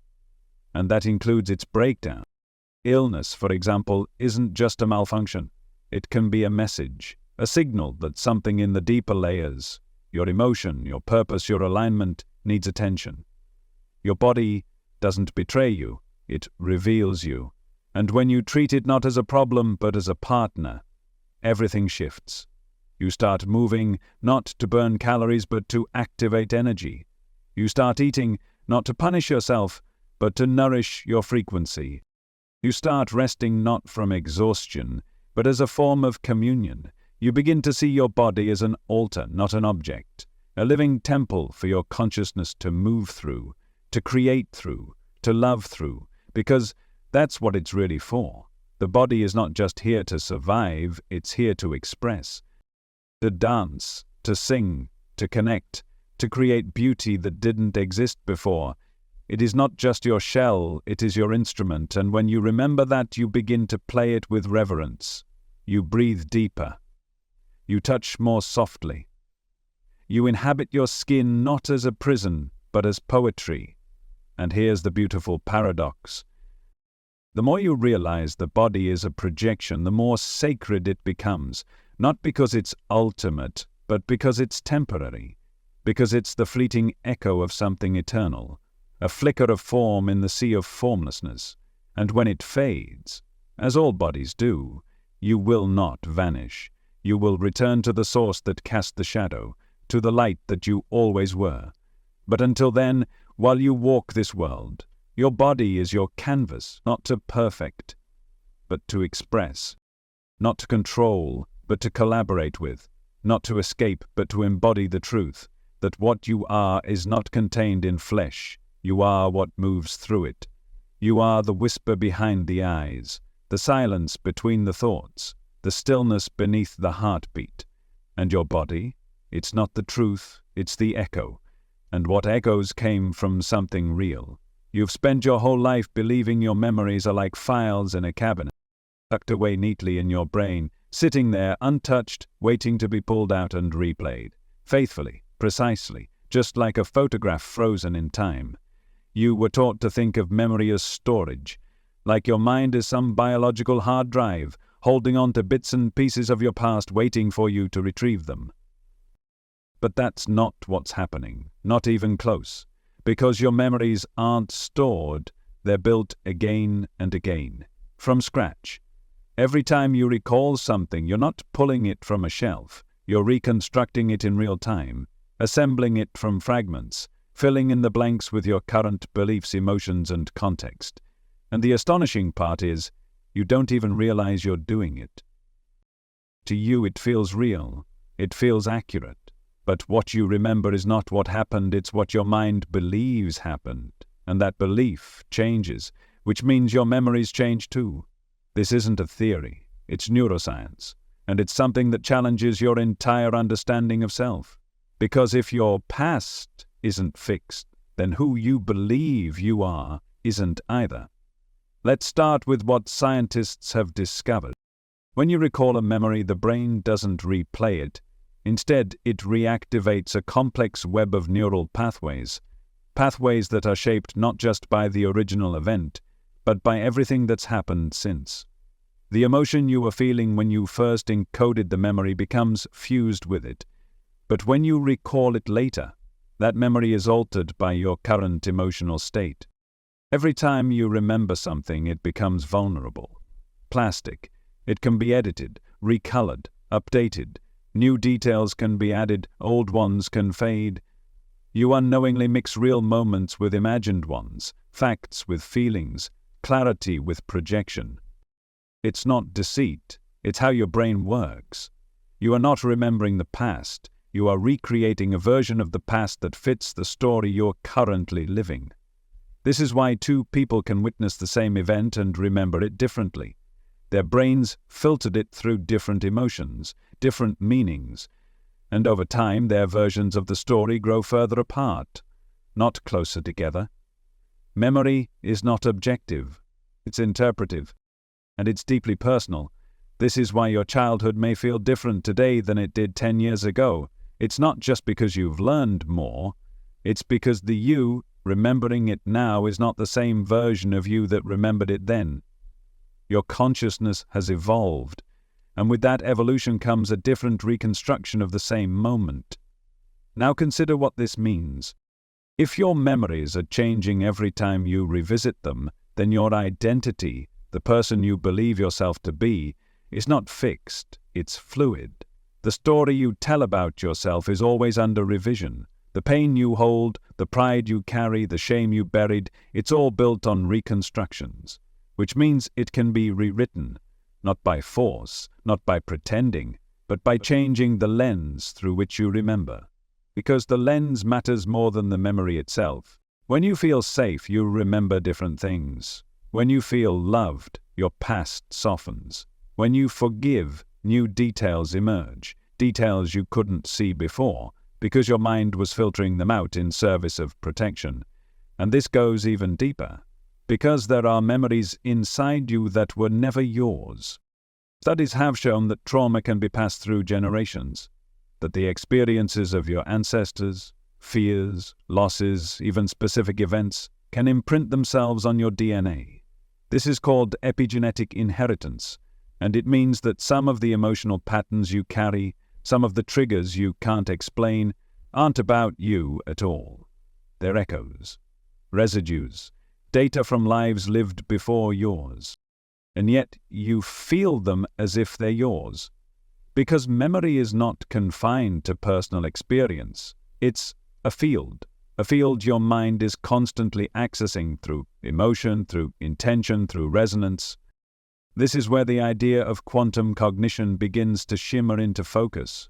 Quantum cognition suggests that your brain doesn't operate purely like a classical computer, but more like a quantum system, processing multiple possibilities at once, shifting states based on observation, collapsing probabilities into choices. Your memories may not exist in neat files, but in clouds of potential activated not by retrieval, but by resonance. You don't dig them up, you tune into them. Like a radio dial scanning for a frequency. The more aligned you are emotionally, the more clearly you can access certain memories. The more fragmented you are, the more distorted the reconstruction becomes. Memory in this light isn't passive, it's participatory. You are part of the construction every single time. And this is why healing is possible, because you're not locked into your past. You can return to a moment, not to erase it, but to re-experience it from a new state of consciousness. You can step into an old wound, not as the victim you were, but as the presence you are now. You can bring compassion to a place that only knew fear. You can bring light into a room that's only known darkness. And in doing so, the memory itself shifts, the body lets go, the nervous system recalibrates. Because it's not the event that shaped you, it's the meaning you gave it. And meaning is fluid. You are not the sum of what happened to you. You are the author of what it means. This isn't bypassing. This isn't denial. It's a deeper form of truth. Because you're not erasing the past. You're honoring it. And then choosing a different relationship with it. You're deciding what kind of story you want to carry forward, and what kind of person you want to become as a result. You don't have to relive your pain to heal it. You have to reframe it. Because pain isn't stored in your memories. It's stored in your relationship to those memories. When that changes, you change. And you begin to realize you're not a prisoner of your past. You're a time traveler of your own mind. A shapeshifter of meaning, a creator of context. You are not here to collect memories like artifacts. You're here to transform them into wisdom, and your brain, your body, your consciousness, they are already wired for this. Every moment of recall is an invitation to see differently, to feel deeper, to remember from the truth of who you are now, not the fear of who you once were. You are the dreamer, not the dream. You are the witness, not the wound. You are not made of memories. You are made of the awareness that remembers, and that awareness is infinite. You think your life began with a moment, the first breath, a hospital room, the sound of someone saying your name for the first time. That's how the story goes. You were born, you began. Before that, you didn't exist. Or at least, not in any way that mattered. But what if that's not true? What if your birth wasn't the beginning? What if the you that you identify with, the body, the personality, the name, is just the outermost ripple of something much deeper, much older, much more mysterious? What if you've always existed not as this form, but as the awareness behind it? You see, the world teaches you to think in straight lines. You begin, you grow, you peak, you fade, you end. That linear story is comforting in some ways. It's easy to organize. But it's also a prison, because when you believe you started from nothing and will return to nothing, you spend your whole life trying to prove that you're something. You search for validation. You cling to success. You chase meaning like it's somewhere out ahead of you, just beyond reach. But what if it's not ahead? What if it's behind? What if it's inside? Let's start with the most obvious mystery. You don't remember being born. Not in the way you remember other things. There's no coherent memory of that moment, no mental film reel, just a story others told you. Photos, dates, documents, a name assigned. But the actual you, the presence that's aware of these words right now, was already there. That awareness isn't new. It didn't turn on at birth like a switch. It's the same presence that's been with you every moment of your life. The same watcher behind your eyes at age 5, at 15, at 30, at 70. The body changed, the thoughts evolved, but you, that silent observer, remained the same. Because awareness doesn't age. It doesn't begin. It doesn't end. It simply is. Now ask yourself, if awareness doesn't begin with the body, did it ever not exist? This is where the illusion of birth begins to crack.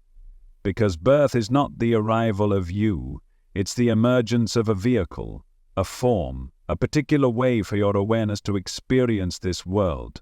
It's not a beginning, it's a transition. You were not born the way you think. You entered, you stepped in, and you've done it before. Every spiritual tradition, every mystical path, every shamanic lineage across the globe echoes this truth, that you existed before this life, that you've lived many lives, that your soul is on a journey so vast this single lifetime is but one chapter, one costume, one role, one scene in a cosmic play. But it's more than just reincarnation. It's more than believing you were someone else in a past life. It's realizing that you were never only a person to begin with. You are not a soul that has a body. You are the field in which the body appears. You are not born into this world. The world is born into you. You're not inside time. Time is inside you. Think about it. Before you took your first breath, where were you? There's no way to answer that through logic alone. But in your deepest silence, you felt it. That strange familiarity with a place you've never been. That unexplainable knowing when you meet someone for the first time and it feels like you're remembering. That dream that feels more like a memory than a fantasy. Something in you remembers. Because something in you never forgot. We are taught to believe that life is a line, that death is an end. But physics doesn't support that view. In quantum theory, time isn't fixed. It's flexible. It flows differently depending on your perspective. Some physicists even suggest that past and future are not as separate as they seem, that time is a loop, or a field, or something more like a seed than a road. So what if birth and death are not real boundaries? What if they're thresholds? Like doorways in a dream, you walk through one and you change shape, you walk through another and you forget. But the walker, the consciousness that travels from space to space, form to form, remains unchanged. Your soul doesn't count years, it collects experiences. And birth is not a beginning, just as death is not an end. They are shifts in perspective, a change of clothes, a new chapter in a book that never closes. This understanding doesn't just come from spiritual traditions. It finds echoes in near-death experiences where people leave their bodies, float above them, observe events from outside of time. They speak of light, of peace, of a presence that knows them more intimately than anyone ever could. They return not with fear, but with clarity. And they all say the same thing: I didn't die, I went home. What if this is not your home? What if you are visiting, not to escape, not to be punished, but to experience, to learn, to remember through contrast? You came here to feel the separation so you could remember the oneness. You came here to play in the illusion, so you could wake up laughing, knowing it was a game. And every pain, every joy, every lesson has been part of that remembering. You think of your birthday as the moment it all started. But what if the real birthday was when your consciousness made the decision to come here, to descend through layers of density, through frequency, through vibration, until you could nestle into a heartbeat and a pair of lungs and a body that would forget, just enough to make remembering a miracle? What if your soul chose this? Not the suffering necessarily, but the journey. Because there's something you can only learn by being human, something sacred about limitation, about skin and time and uncertainty. And even if you don't remember choosing it, you can feel it. You can feel that there is something wise inside you, something older than this lifetime, something watching, guiding, calling. It's not an external God. It's your own deeper self, the one who never began, the one who will never end. The one who's been patiently waiting for you to remember what it already knows, that you are not a point on a timeline, you are the whole canvas. Birth is not your origin, it's your opening scene, and just as you weren't truly born the way you were told, you won't truly die the way you fear. Because nothing real can be lost, only transformed. You are not your name, not your story, not your scars. You are the space behind them, the silence before the first breath, the light before the form. And that light? It was never born, it will never die. It simply is, and that is what you are. Look at your reflection for a moment. Not just the image in the mirror, but the presence behind your eyes. That flicker of selfhood, that hum of I am. You've been taught that this identity is fixed, singular, a product of your body and brain, a kind of mental fingerprint shaped by your experiences, thoughts, and emotions. But what if it isn't? What if what you call you isn't a static thing at all, but a momentary outcome, not a noun but a verb, not a solid form but a constantly shifting pattern? You've heard of waves, of course, sound waves, light waves, energy rippling through water or air. But what most people never realize is that you too are a wave, or rather the result of many waves, interacting, overlapping, interfering. Your identity isn't fixed because it was never meant to be. You are an interference pattern, and that changes everything. Let's step into the world of physics for a moment. When two or more waves meet, they interact. This is called interference. If they're in sync, aligned, they amplify each other. If they're out of sync, misaligned, they cancel each other out. What you see as a result is a new wave pattern, completely different from either wave on its own. It arises from the meeting point. And that's what you are. Your identity isn't a fixed self living behind your face. It's the dynamic result of countless fields overlapping. biological, emotional, mental, spiritual, the energy from your parents, their genes and traumas, the beliefs of your culture, your upbringing, your past lives, the thoughts you think, the feelings you repress, the dreams you pursue, all of it crashing and weaving and humming in this strange, beautiful dance. Right now you are a momentary ripple where all of that meets. Not a stable point, but a fluid outcome. And just like an interference pattern, who you are shifts depending on what waves enter your field. You've felt this before. You meet someone and suddenly you feel clearer, more yourself, as if they amplify you, align with you, draw you into coherence. That's constructive interference. Their energy matches yours, and together you create a pattern that's greater than the sum of its parts. Then there are people who drain you, scatter you, make you feel invisible or uncertain. That's destructive interference. Their wave patterns clash with yours, not because either is wrong, but because the frequencies don't harmonize. This isn't philosophy, it's physics. You are vibration, and vibration is relational. There is no self in isolation, there is only pattern, there is only emergence.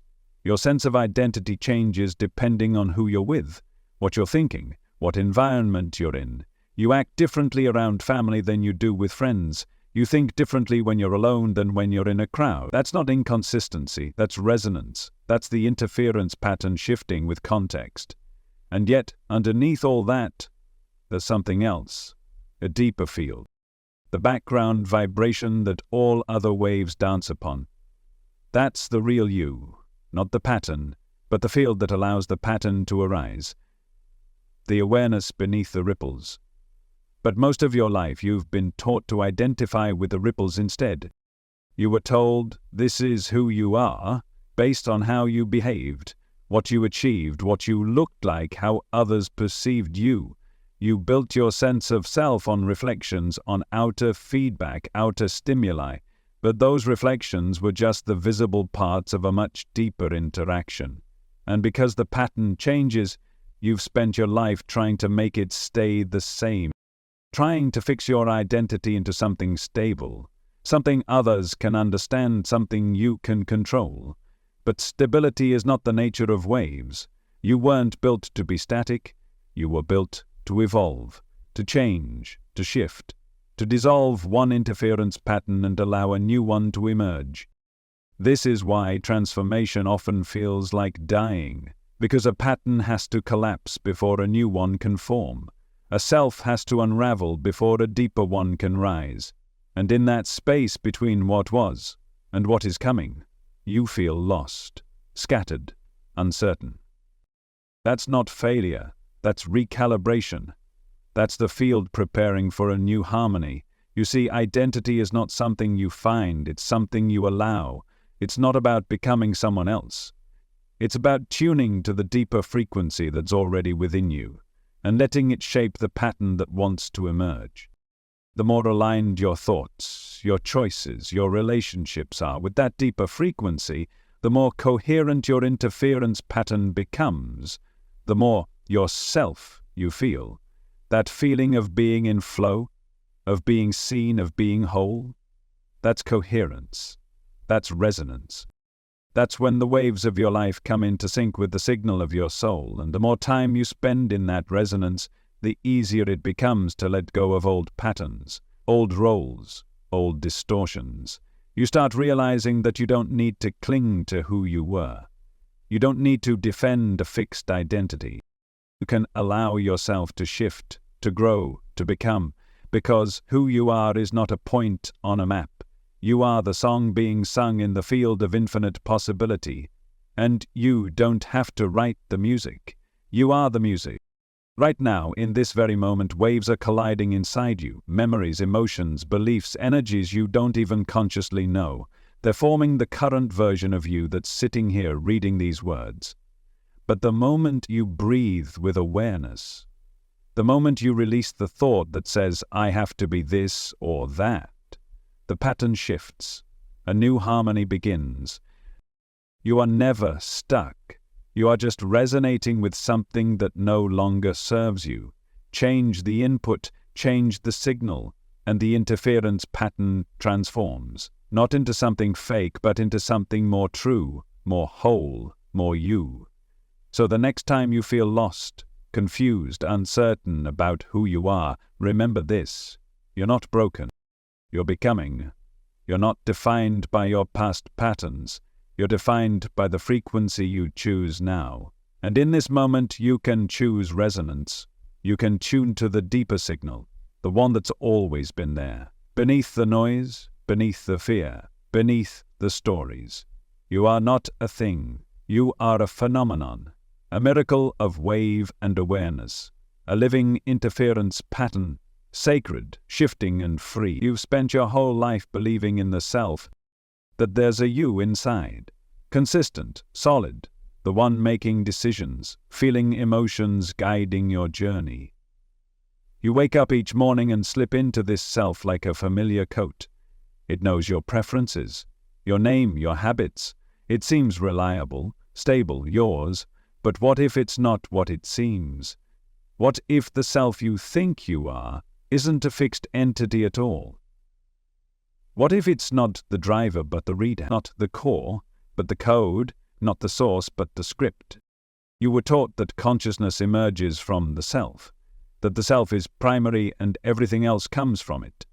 But more and more, science and spirituality are starting to converge on a very different idea, that the self is not the source of consciousness, it's the interface, the pattern your awareness reads in order to function in this reality, a program, a language, a construct being streamed in real time, not stored, not static, not final, but generated moment by moment. Like pixels forming an image on a screen, your personality, your identity, your you is being rendered based on data. Environmental data, emotional data, sensory input, memory fragments, belief structures, all flowing together to create what you call me. But that me is not the origin, it's the output. You don't live in the self, you live through it. Let's go deeper. In the world of computers, a program is a set of instructions. It's not the hardware, it's the pattern that tells the system how to behave, how to respond, what rules to follow. A word processor, a game, a simulation. They all exist only because the code is running. Stop the code and the program vanishes. But the machine doesn't. It remains. You are the machine. The code is the self, and consciousness is the electricity flowing through it all. The self isn't bad, it's necessary. It's the lens through which your awareness can engage with this layer of reality. Without it, you couldn't function. You'd be overwhelmed by pure signal, limitless, formless awareness. The self allows for focus, for experience. It creates continuity. It turns the infinite into a narrative. But it's still a story. It's still a script being read, not the reader. And like any program, it can be debugged. It can be rewritten. It can evolve. Your thoughts are loops. Your beliefs are subroutines. Your reactions are conditionals. If this happens, then I feel this, then I do that. It's predictable, repeatable. But you didn't write all of it. Most of it was installed in childhood, in culture, through trauma, through praise, through repetition. And the more it ran, the more real it felt. You forgot it was a program. You mistook the script for the self. But think about this.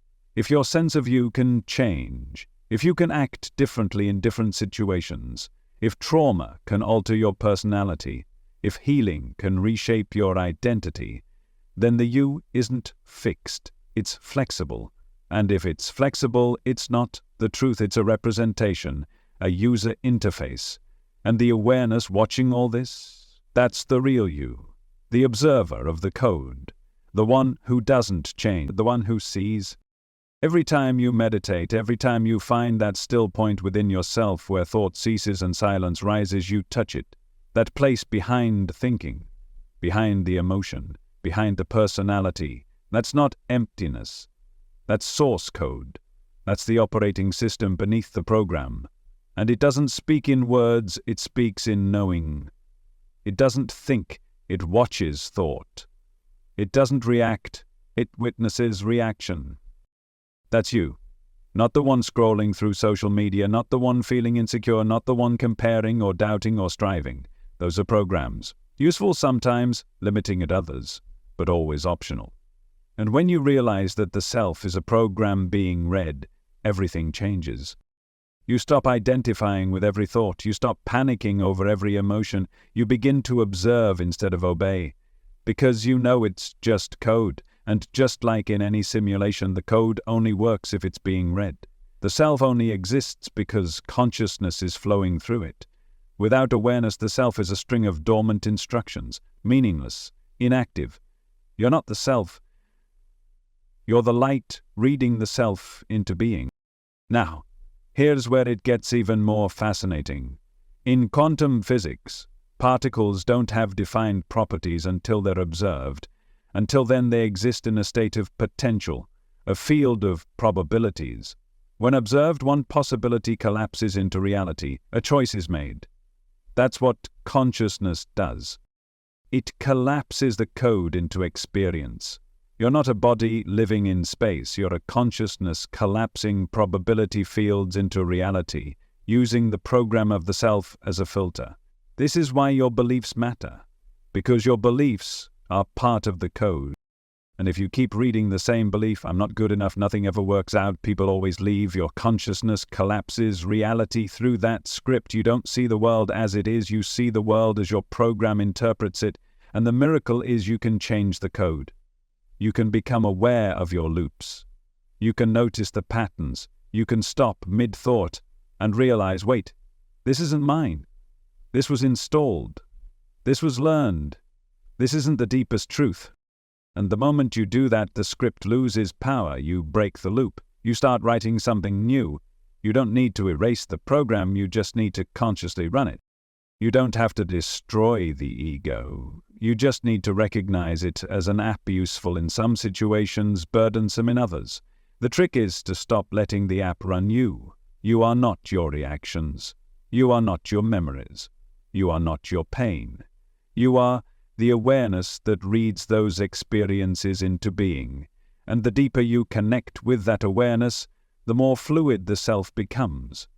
It softens. It adapts. It serves. No longer a tyrant trying to define you, but a tool through which you express. This is what liberation really is. Not escaping the world, but seeing clearly that you are not the character in the game. You are the presence behind the screen. And the self? Just code. Just patterns. Just a beautiful, intricate illusion your soul designed to play here. And when you're done playing, you'll return to the field. Not lost, not erased, but remembered. Because the code ends, but the reader never does. Every thought you think carries more weight than you realize. Not just emotionally, not just psychologically, but cosmically. You were taught that thoughts are private, contained, passive, just ideas floating through the mind, here one moment and gone the next. But that's not what they are. A thought is an act of creation, a selection, a collapse of potential into form. And the more clearly you see this, the more sacred your inner world becomes. Because what if every single thought you have is doing something, not just inside you, but to reality itself? What if each moment you direct your attention, the universe responds? Not later, not metaphorically, but instantly. This is the implication of something called the observer effect. And it's not spiritual speculation, it's quantum physics. In the world of the very small, particles do not exist in fixed states. They exist as a cloud of possibilities, waves of potential that extend in every direction, holding every possible version of themselves. A particle isn't anywhere until it's observed. The act of observation doesn't just reveal a reality, it creates one. It chooses, it collapses the infinite into the finite. And that collapse doesn't happen at random. It happens in response to attention, in response to the act of looking. The system changes because the observer shows up. So now ask yourself this. What are you collapsing every time you think? Because your thoughts are observation. They are focus. They are directed awareness. Consciousness turning its attention onto a specific possibility. And when you do that, You're not just playing with ideas. You're collapsing timelines. You are selecting a universe from the multiverse of options and bringing it into form. Every thought is a decision, and every decision creates. You've felt this, even if you didn't have the language for it. That shift when you go from worry to clarity and suddenly reality reorganizes. That moment when you make a decision and everything around you seems to move into alignment. That eerie way events begin to reflect your dominant state of mind. Again and again. It's not coincidence, it's coherence. The external mirrors the internal, not because life is copying you, but because your consciousness is the interface that determines which version of life you enter. And that interface is thought. Not thought as random chatter, but thought as intention. The kind of thought that comes with presence, with attention, with emotion. Because intention isn't just mental, it's vibrational. It's thought plus feeling plus belief. It's when all parts of you say yes to a specific possibility, and reality responds by shaping itself around that frequency. That's the true creative power of mind. And it's happening all the time, whether you're aware of it or not. Right now, you are swimming in a field of infinite possibilities. Every version of your life already exists in potential. Every path, every outcome, every healing, every miracle. They are not out there, waiting for you to earn them. They are here, encoded in the field. And which one becomes real? The one you align with. The one you observe with your entire being. Not just hoping, not just wishing, but intending.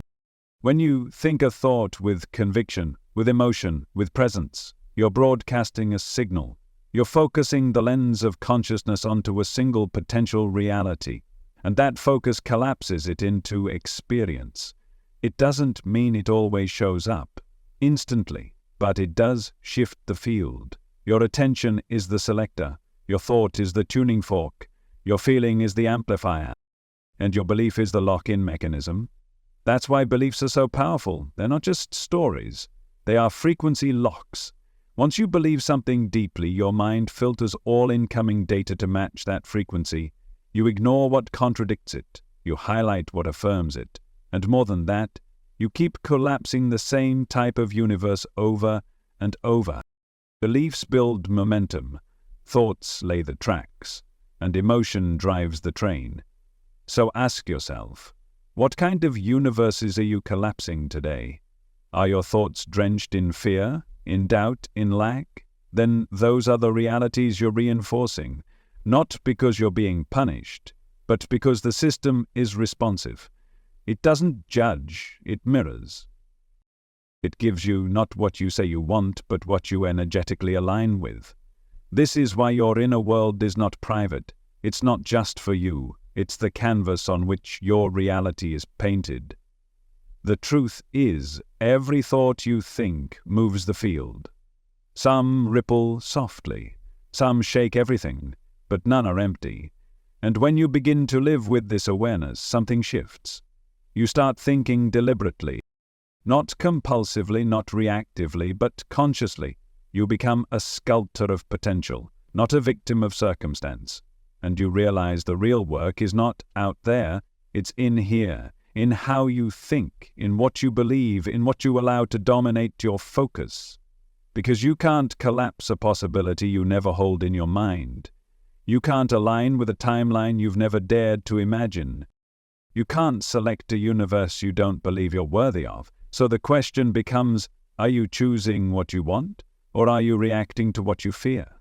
Are you collapsing new possibilities into being, or are you repeating loops? Not because you're weak, but because you forgot you had the power to choose. You've been taught your thoughts are echoes, but they're not. They're commands. They're creators. Each one is a vibration tuning you to a new stream of probability. And it's not just about positive thinking. It's about aligned thinking. Thinking from the place of already being, already knowing, already feeling what it is to live in the reality you want. Because when you think from lack, you reinforce lack. When you think from wholeness, you reinforce wholeness. You are the observer. You are the decider. And the universe responds to you like a mirror responds to movement, not as judgment, but as reflection. You don't have to be perfect to create beautiful outcomes. You just have to be present, aware, willing to observe with love, not fear, with clarity, not confusion, with trust, not resistance. Every thought collapses a universe, every intention selects a version of reality, and every moment is a new opportunity to choose. So choose with your whole being, not just with your mind, but with your body, your breath, your heart. Let your thoughts become sacred, and they become declarations, not just of desire but of identity. You are not here to think thoughts and hope for change. You are here to remember that your thoughts are change. The universe is listening, right now. So what are you choosing? What are you collapsing? Because with every breath, another universe waits. You've heard the word before. Multiverse. Maybe in a movie, maybe in a headline, maybe whispered in the corners of late-night conversations. To most, it sounds like science fiction, a wild theory, a cool plot device where alternate versions of yourself make different choices and live out different lives. But what if it's not fiction? What if it's not just a story or a metaphor? What if it's math? And not just hypothetical math, but the kind of rigorous calculation that emerges from the most precise science humanity has ever touched. Quantum mechanics. The math doesn't suggest the multiverse might exist. It suggests it has to. The idea is called the many worlds interpretation, and it changes everything. You were raised to think in singular outcomes, that every decision leads to one path, that the world, your life, this moment, is the result of a long line of causes and effects, narrowing down to one singular thread. But quantum physics doesn't work like that.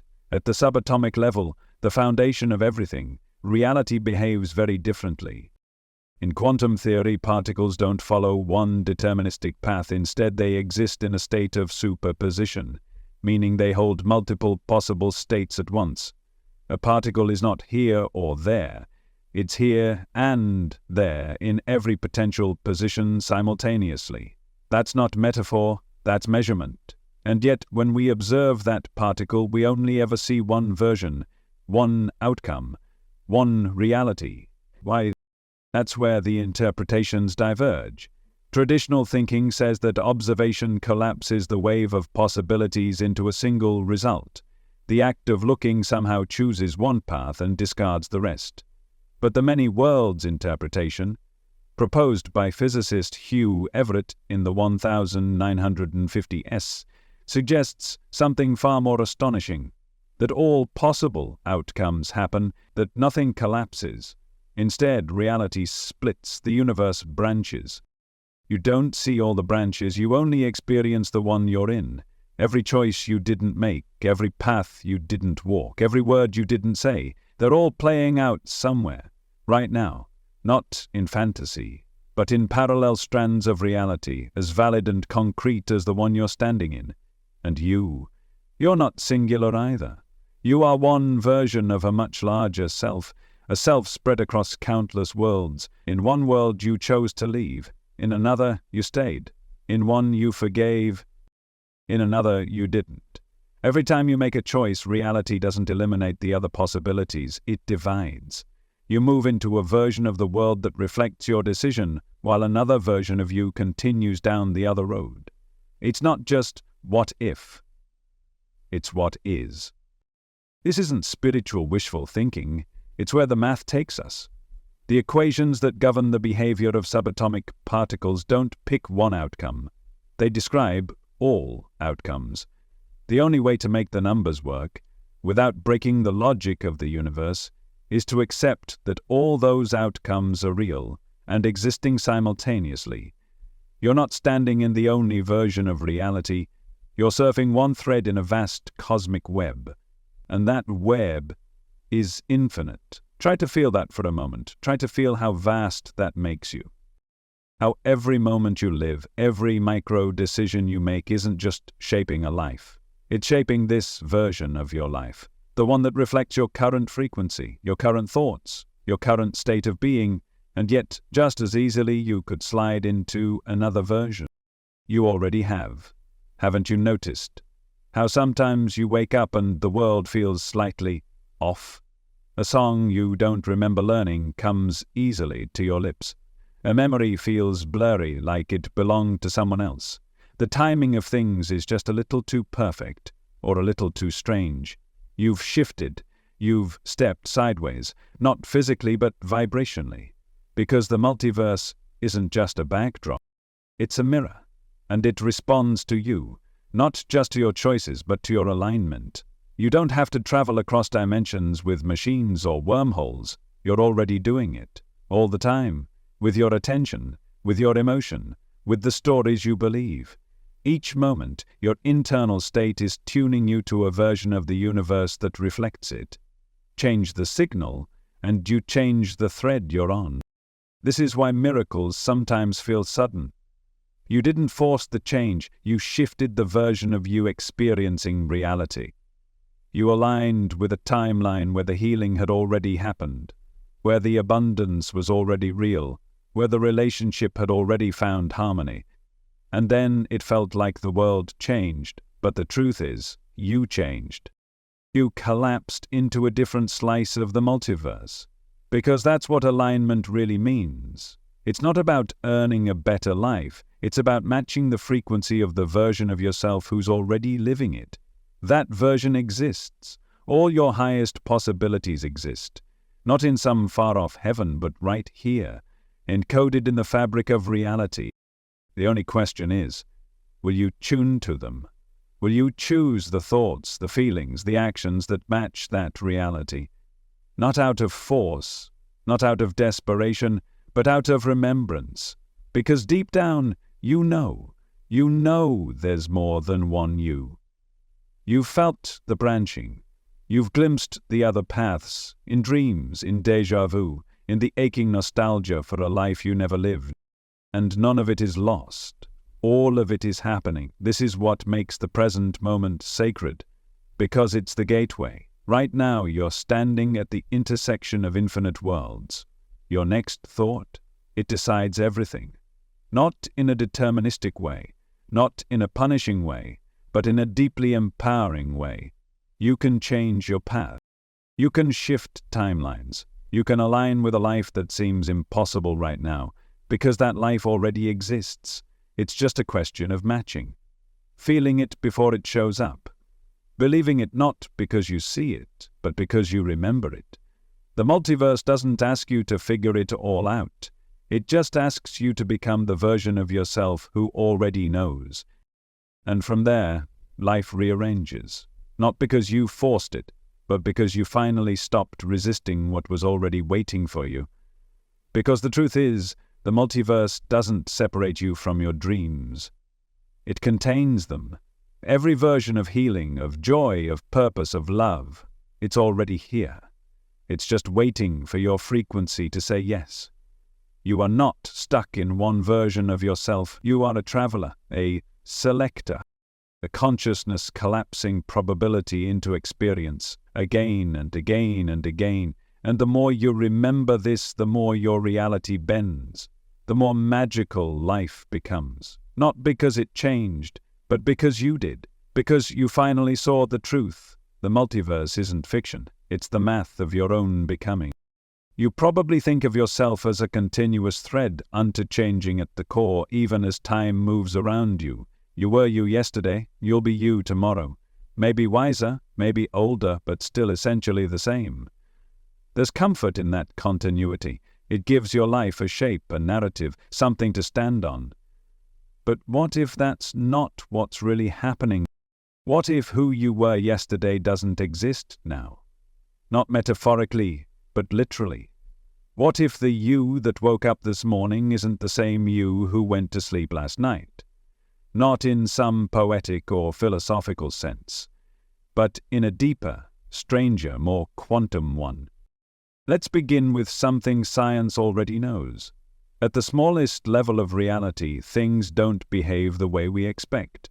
In the quantum world, particles exist in superposition. They aren't one thing or another, they're all things, simultaneously. Every potential state is available, until something happens, until there's observation, until interaction. That moment of contact forces a decision. The particle chooses a state. A version of reality crystallizes. That process is called quantum decoherence. It's the collapse of possibility into form. But here's what most people never consider. You are made of those same particles. You are a quantum system.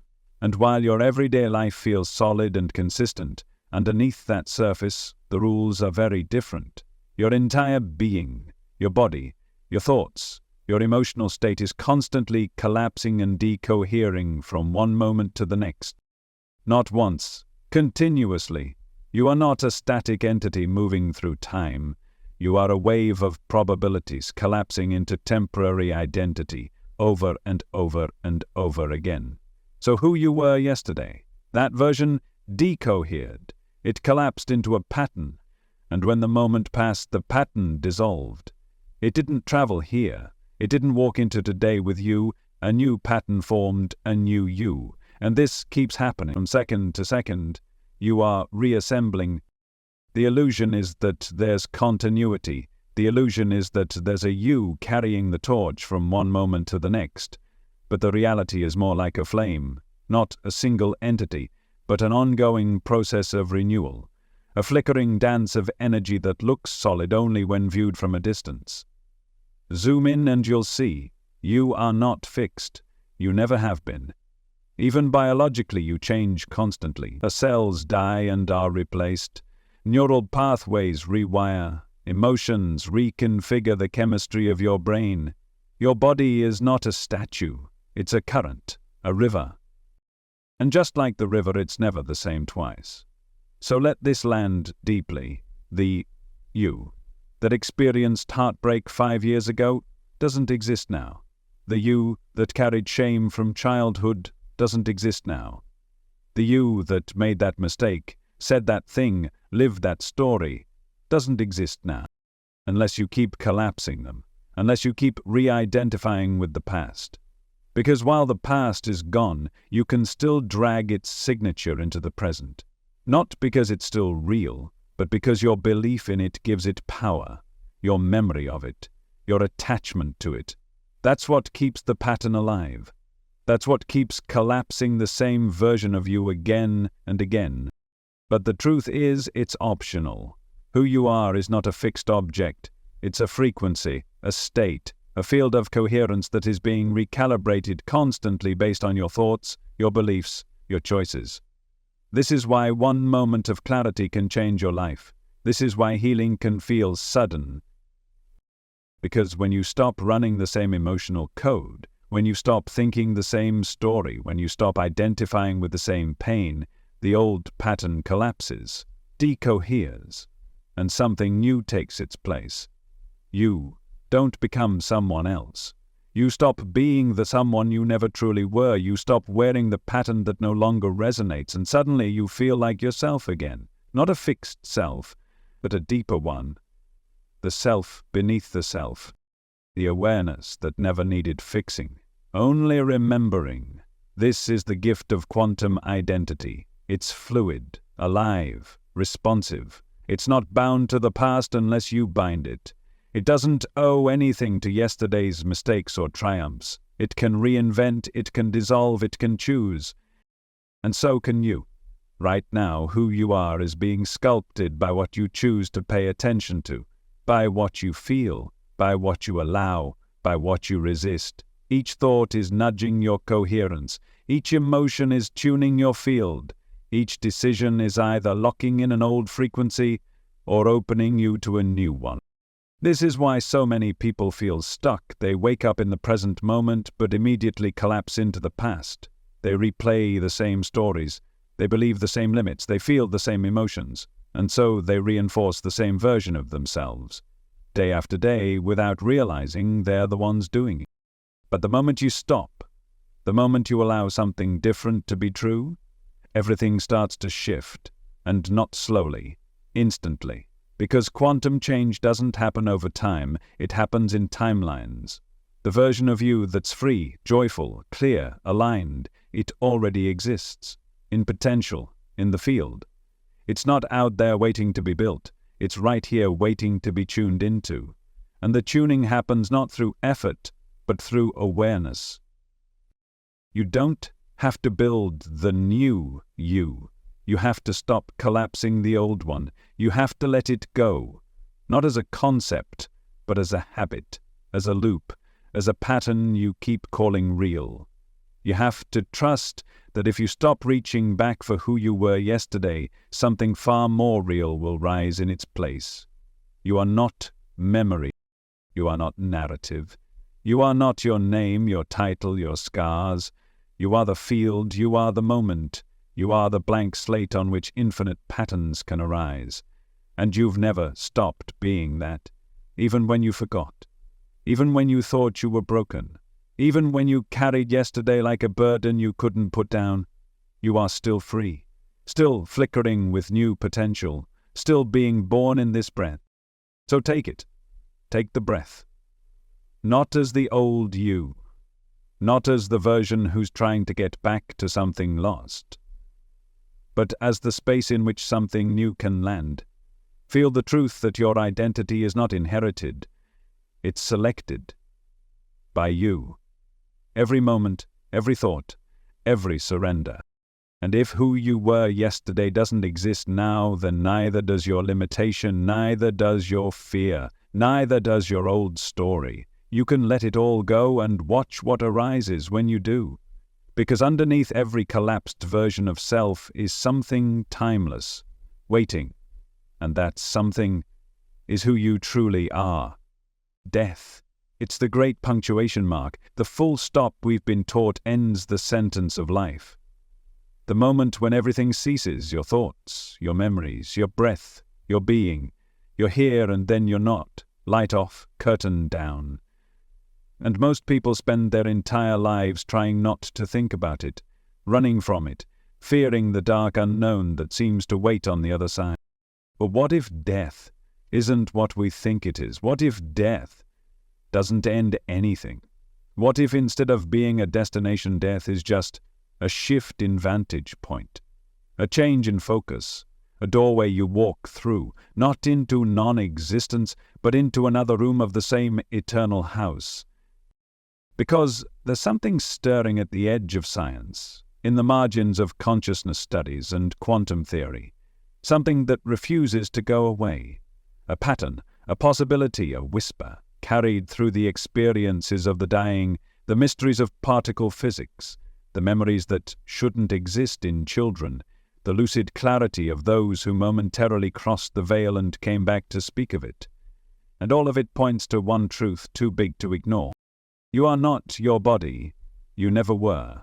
And because of that, you cannot die the way you've been taught to believe. Let's start at the foundation. What is death? At its simplest level, death is the breakdown of biological systems. The heart stops beating, the brain ceases to send signals, cells go quiet, the machinery of the body winds down. But is that where you live, in the electrical impulses, in the chemistry? Or are those things simply the tools through which something else, something non-physical, expresses itself? Even mainstream science acknowledges that consciousness is the deepest unsolved mystery. We don't know where it comes from. We don't know how the brain produces awareness, if it even does. And more, leading physicists and neuroscientists are entertaining a possibility that mystics have whispered for centuries. Consciousness is not in the brain is in consciousness. It's an interface, a receiver, a localized expression of something vast and non-local. And when that interface breaks down, when the radio stops functioning, it doesn't mean the signal is gone. It means the receiver isn't playing it anymore. The music still exists. It just moves beyond the speakers. Now, enter the realm of quantum mechanics, a realm where reality is not as firm or final as we think. At the quantum level, particles behave in ways that defy logic. They exist in multiple states at once. They change based on observation. They can be entangled, connected across space and time in ways that imply instant communication. They don't behave like isolated objects. They behave like possibilities, and there's one idea that lives at the crossroads of quantum theory and the mystery of death: quantum immortality. It sounds dramatic, even fantastical, but its core is surprisingly grounded.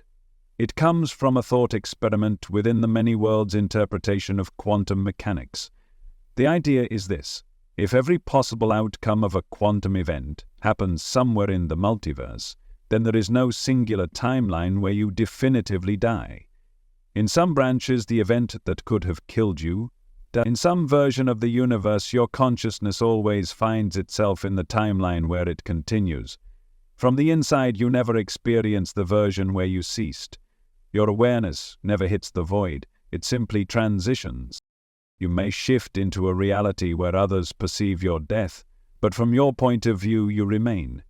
The dream continues. The scenery changes. Perhaps the body changes. Perhaps the laws of physics change. But your first-person experience doesn't vanish. It moves. Because consciousness isn't anchored in a single timeline. It flows. Like a river, it finds the path of least resistance, the channel where continuation exists. And the result, from your perspective, you don't die. You transition, you shed one version of self, one reality frame, and emerge in another. That's what so many near-death experiences describe. Not emptiness, but awakening. A sensation of floating above the body. A sense of peace. Of deep remembering. Of seeing clearly for the first time. Not delusion, not hallucination, but clarity. And here's the wild part. These experiences often come with verifiable knowledge. People who were clinically dead returned describing events they couldn't have possibly perceived. Conversations in other rooms, medical procedures they were unaware of, details they shouldn't know. Why? Because their awareness didn't stop when the body did. It expanded. They didn't go dark. They shifted vantage points.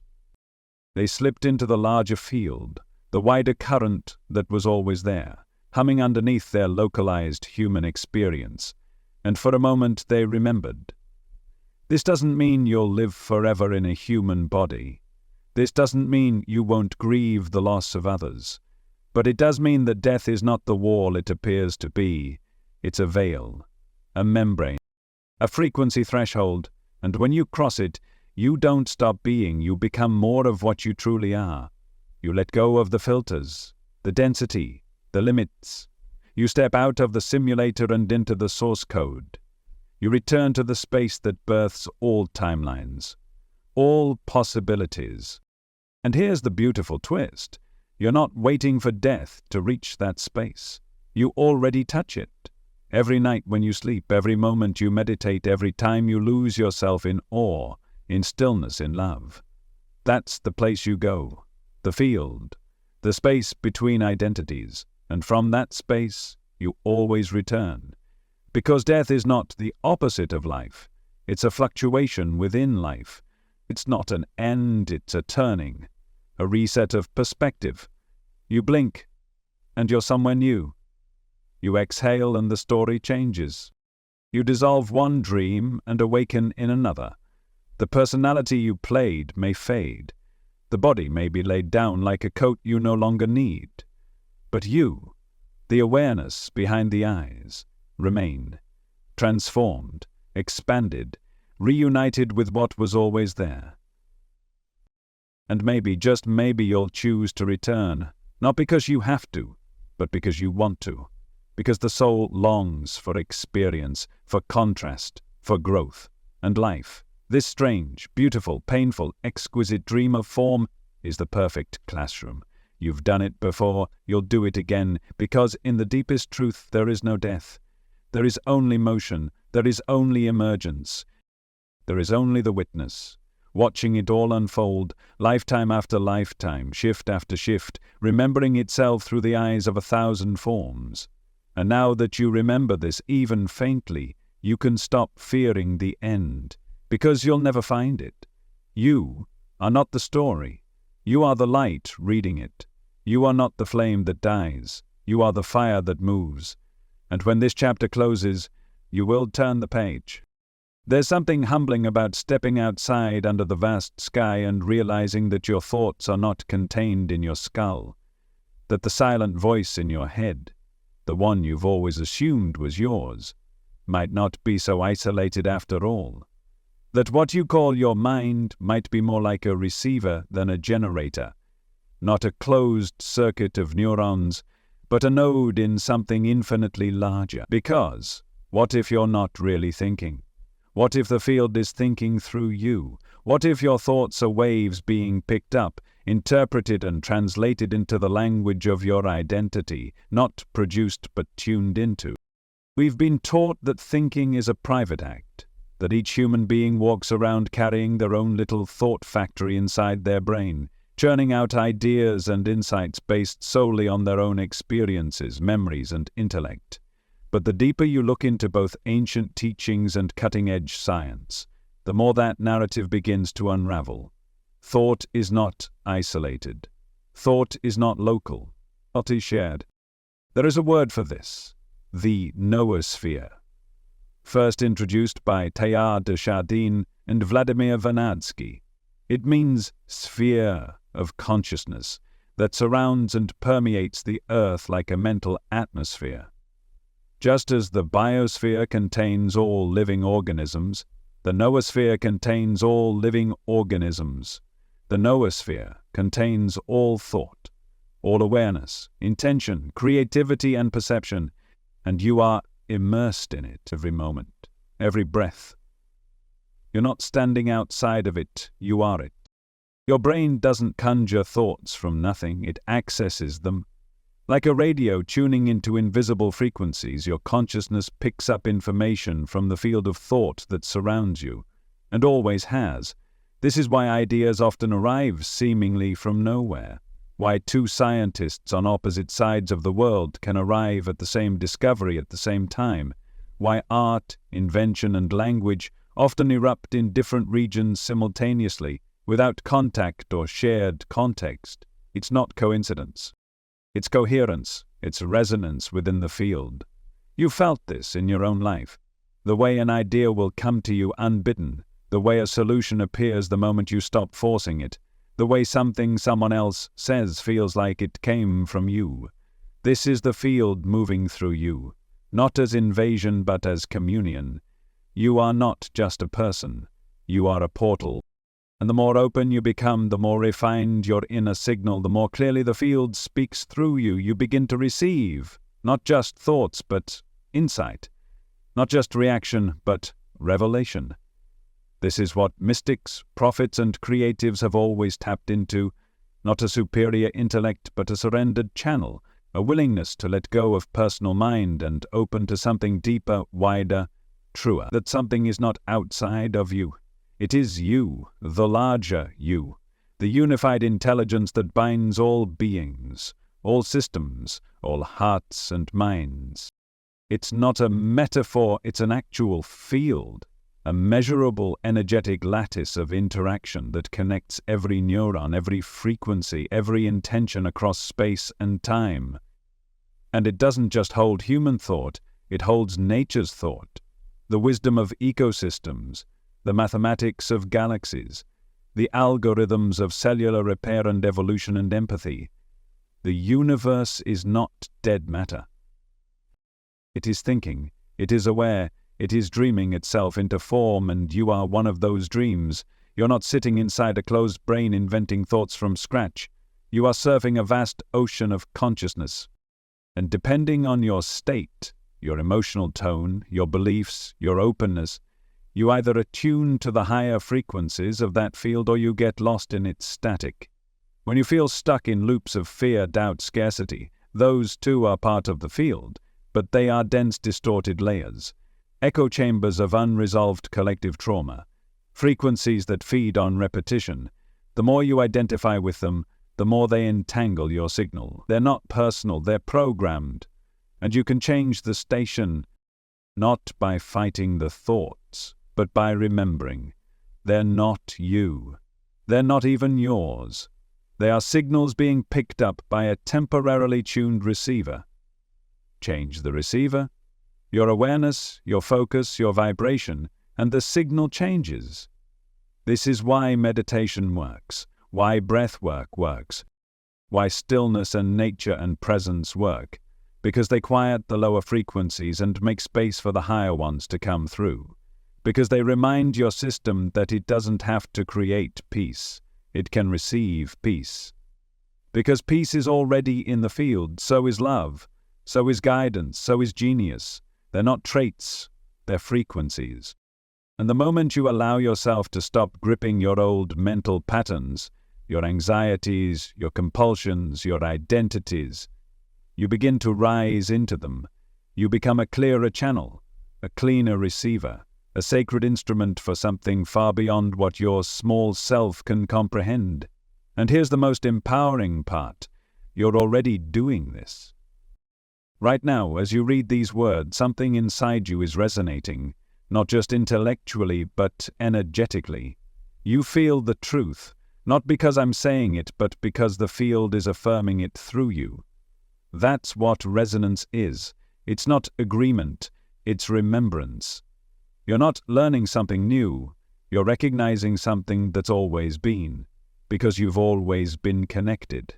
You've always been part of the noosphere, even before you had a name, even before your body was formed, and you'll remain part of it long after this lifetime ends, because the field doesn't break, it only shifts. The more you align with its higher current, the more your thoughts change, not because you worked harder, but because the quality of the signal improved. You begin to receive insight that feels clean, immediate, multidimensional. It bypasses logic and lands straight in your bones. You don't think it, you know it. And from that knowing, everything changes. Relationships soften, opportunities unfold, synchronicities increase, because you are no longer just thinking from the brain. You're allowing the mind of the cosmos to move through you. And when that happens, there is no more struggle, there is only flow, there is only trust. There is only the next step appearing as you walk it. So the next time you find yourself caught in overthinking, lost in doubt, spiraling in mental noise, pause, breathe, remember the truth, you are not alone in your mind. You are not a solitary thinker. You are a living antenna, a vessel of perception, co-dreaming reality with every other consciousness in existence. You are not just in the noosphere. You are the noosphere, localized. You are the field speaking to itself. And every thought is not just a flicker of cognition, it is a sacred echo in the mind of God. Reality doesn't happen to you, it happens with you, through you, as you. That may sound poetic or abstract, but it's not. It's deeply literal. And the sooner you recognize it, the more clearly you begin to see how powerful you truly are. Not because you control everything, but because you co-shape everything. You've been taught to see reality as a fixed landscape, a solid external world that unfolds regardless of what you think or feel. You wake up, things happen, you react. The world spins on. But beneath that illusion of separation lies a deeper truth. Your inner state and the outer world are not two different systems. They are one continuous loop, a recursive dance, a feedback system in constant dialogue. Every thought you have, every belief you hold, every emotion you transmit, sends a signal into the field, and that field responds not randomly but precisely. It reflects, it echoes, it calibrates to the energy you're putting out and then feeds it back to you in the form of people, events, opportunities, and patterns. You're not watching reality, you're participating in it, not metaphorically, mechanically, energetically, because consciousness isn't passive, it's generative. It projects, and those projections shape the environment you move through. Then the environment, shaped by your projections, reflects back at you. It validates your expectations, reinforces your identity, mirrors your state of being. And then you respond again. The loop tightens, the feedback grows stronger. This is why life feels so predictable. It's not because the world never changes. It's because most people keep thinking the same thoughts, feeling the same emotions, and believing the same stories. So the loop doesn't evolve. It just cycles. Over and over, like a song stuck on repeat. You wake up already inside yesterday's frequency. You expect what you've always expected. You interpret new situations through old lenses. You notice what confirms your worldview and filter out what contradicts it. And without realizing it, you're not responding to reality. You're responding to your own energetic echo. But here's the beautiful truth. The loop can be changed, because the field is not fixed. It's responsive. And the moment you begin to show up differently, when you shift your thoughts, when you raise your emotional tone, when you challenge your beliefs, the signal you send out changes. And when the signal changes, the reflection changes too. It's not instant, it's iterative. Just like a radio receiver tuning into a new station, it takes a moment for the static to clear. The feedback loop has momentum. It's been running for years, sometimes decades, based on your previous settings. But once you commit to new settings, new thoughts, new emotional baselines, the loop begins to reorganize. Reality starts to rewire around your new signal. And it's here that most people give up, because the feedback doesn't shift immediately. They think the new thoughts, they speak the new affirmations, but the mirror still shows the old world. And they assume it didn't work, that it was fake, that reality is immune to their intention. But they misunderstand the nature of feedback. The loop takes time to stabilize. Imagine shouting into a canyon. The first echo you hear isn't your most recent sentence, it's the one you shouted moments ago. If you change your message, it takes a few beats for the new echo to reach you. That space between transmission and reflection is where most transformation dies.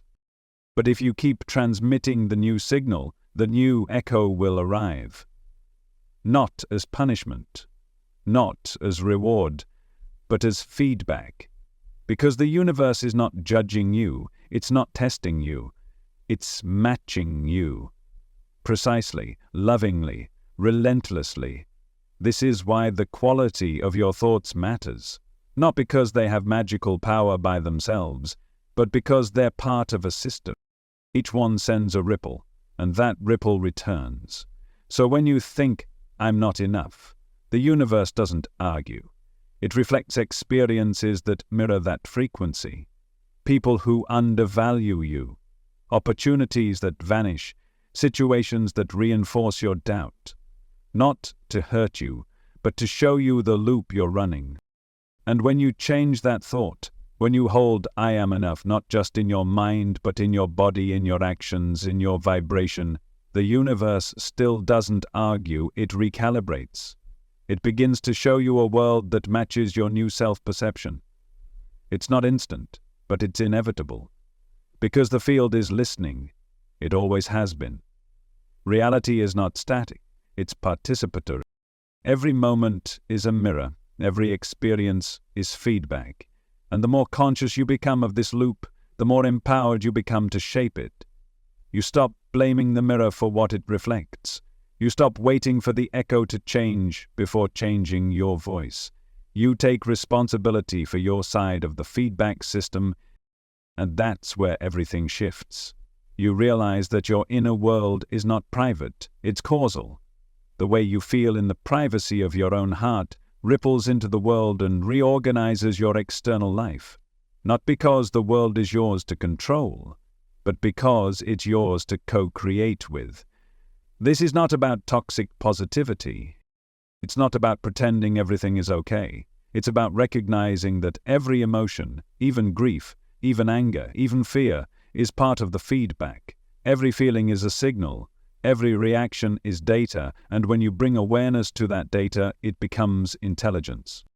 You can listen to your patterns, track the loop, and then gradually reprogram the signal. You are not locked in a prison of your past thoughts.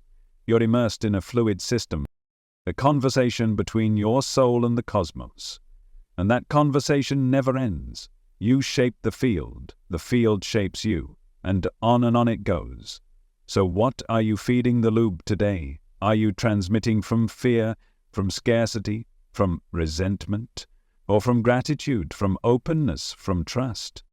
Because whatever you send out, the field will echo back, not to judge you, but to meet you, to show you where you are and invite you higher. This is why presence is power, because when you're present, you can intercept the loop, you can pause before reacting, you can choose a new thought, you can offer a new vibration.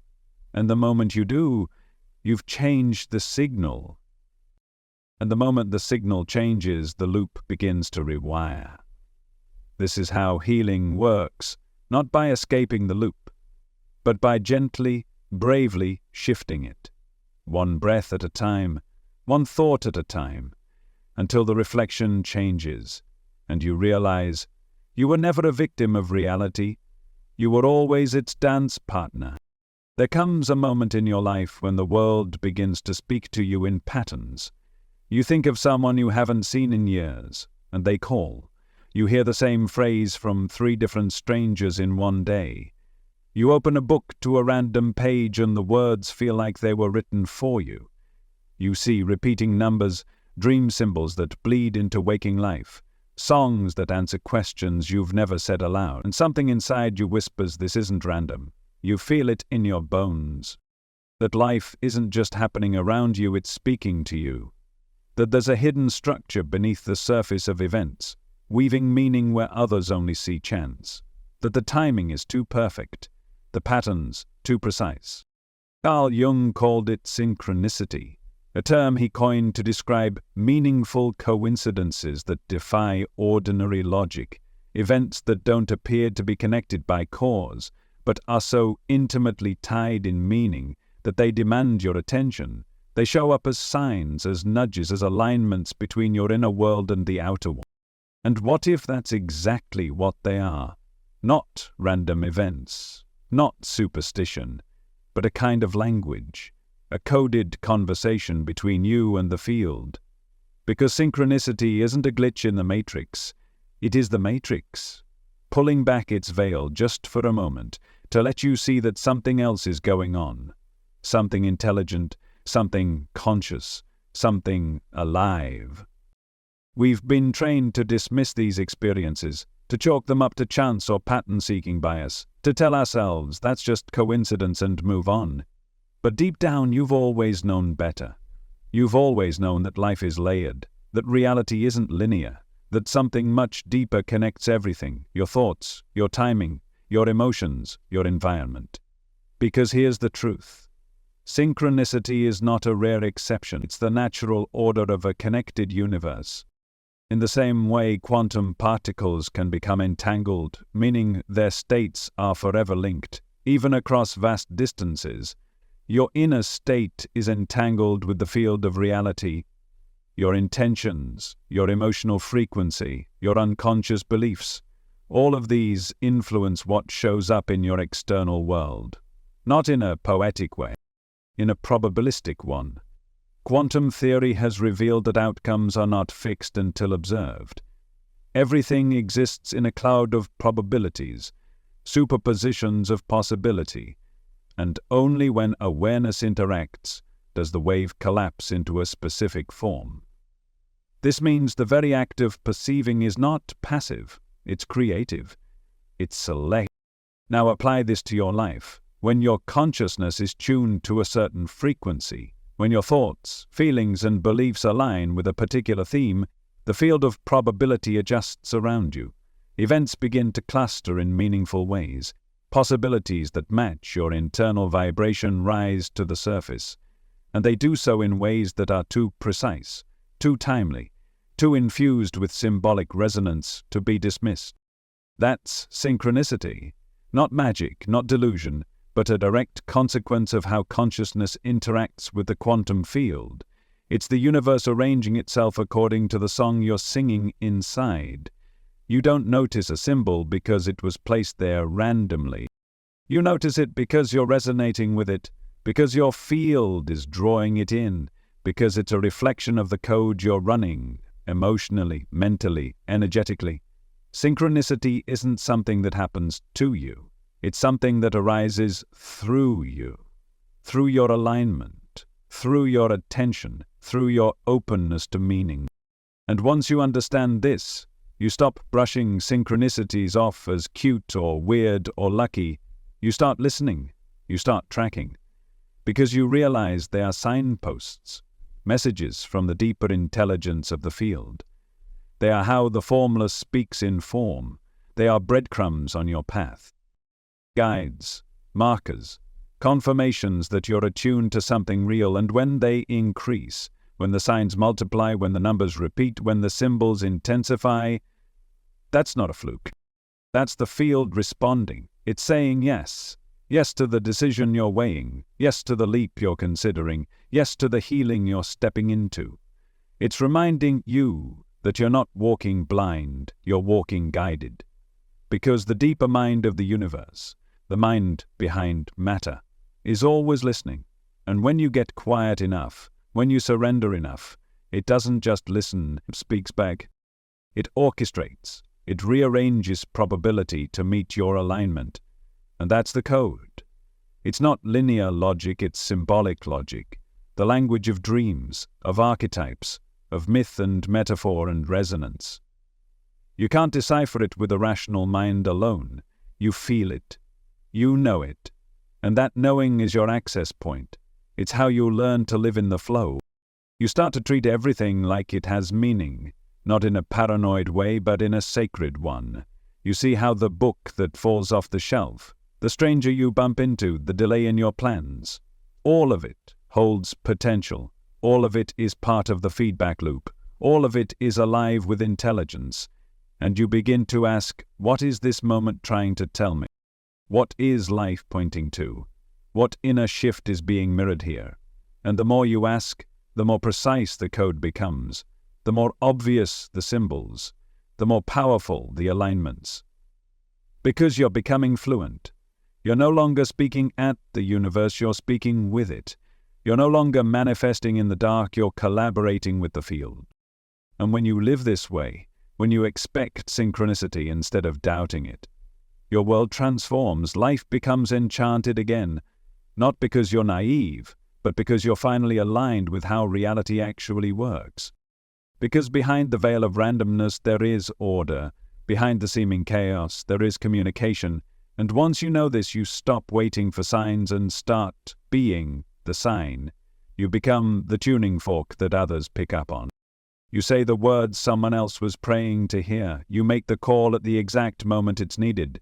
Because you're no longer just observing the field, you are the field. And synchronicity is how it breathes, how it moves, how it whispers, you're on the right path. Keep going. The more aligned you are, the more frequently it speaks. Not because it wasn't always speaking, but because you finally attuned to the right frequency. So the next time the timing is perfect, the next time a stranger answers your inner question, the next time life bends to match your intention, don't call it coincidence. Call it what it is, the code, the pattern, the field whispering in symbols. And you are the one who remembers how to listen. What you pay attention to grows. That's not just a motivational phrase or spiritual metaphor. It's the architecture of reality itself. The universe, in all its vast complexity, has an uncanny way of reshaping itself around the lens of your awareness. And as wild as that sounds, it's not fantasy, it's quantum physics. Specifically, the quantum Zeno effect, one of the strangest and most overlooked principles of modern science that just might explain why your life keeps reflecting your dominant focus. You've probably noticed it on some level already. The more you focus on fear, the more reasons to be afraid seem to appear. The more you focus on gratitude, the more blessings somehow find their way to you. You focus on lack, and it echoes. You focus on beauty, and suddenly it's everywhere. Is it just bias? Is it your brain filtering out what doesn't match?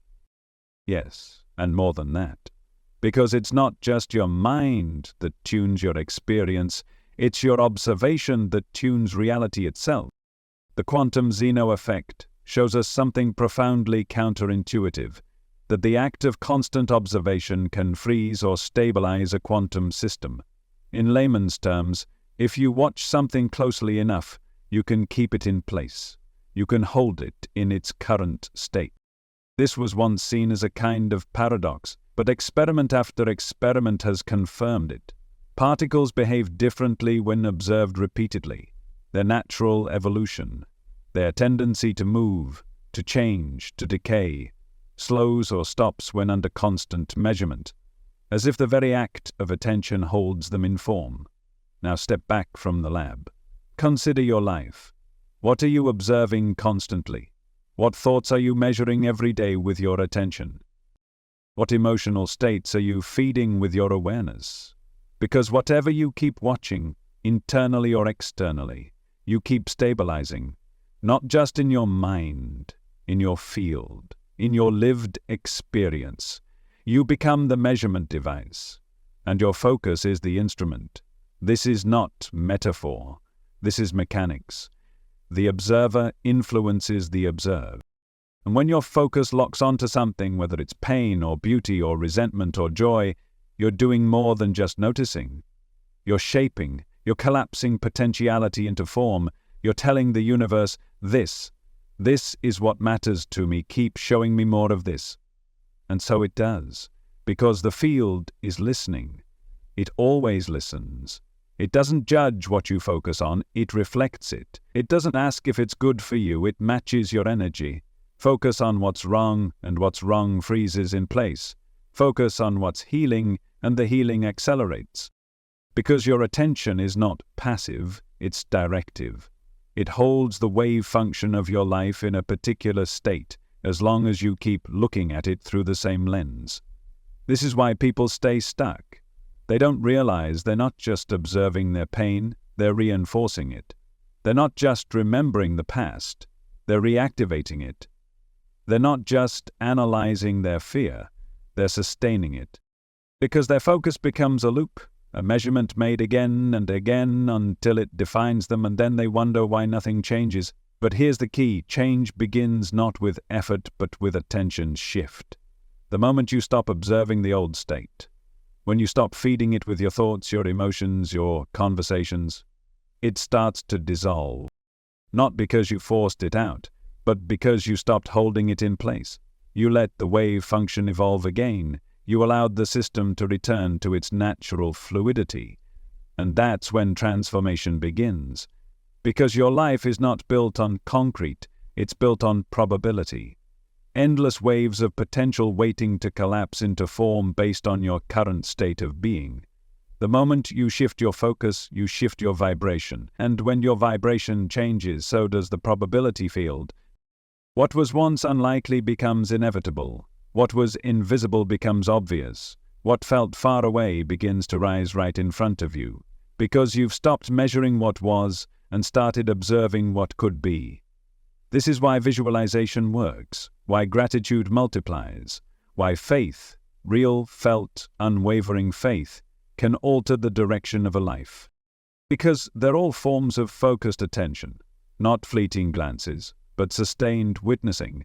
They keep your awareness anchored in a higher state, and that higher state becomes the new measurement, the new feedback, the new reality.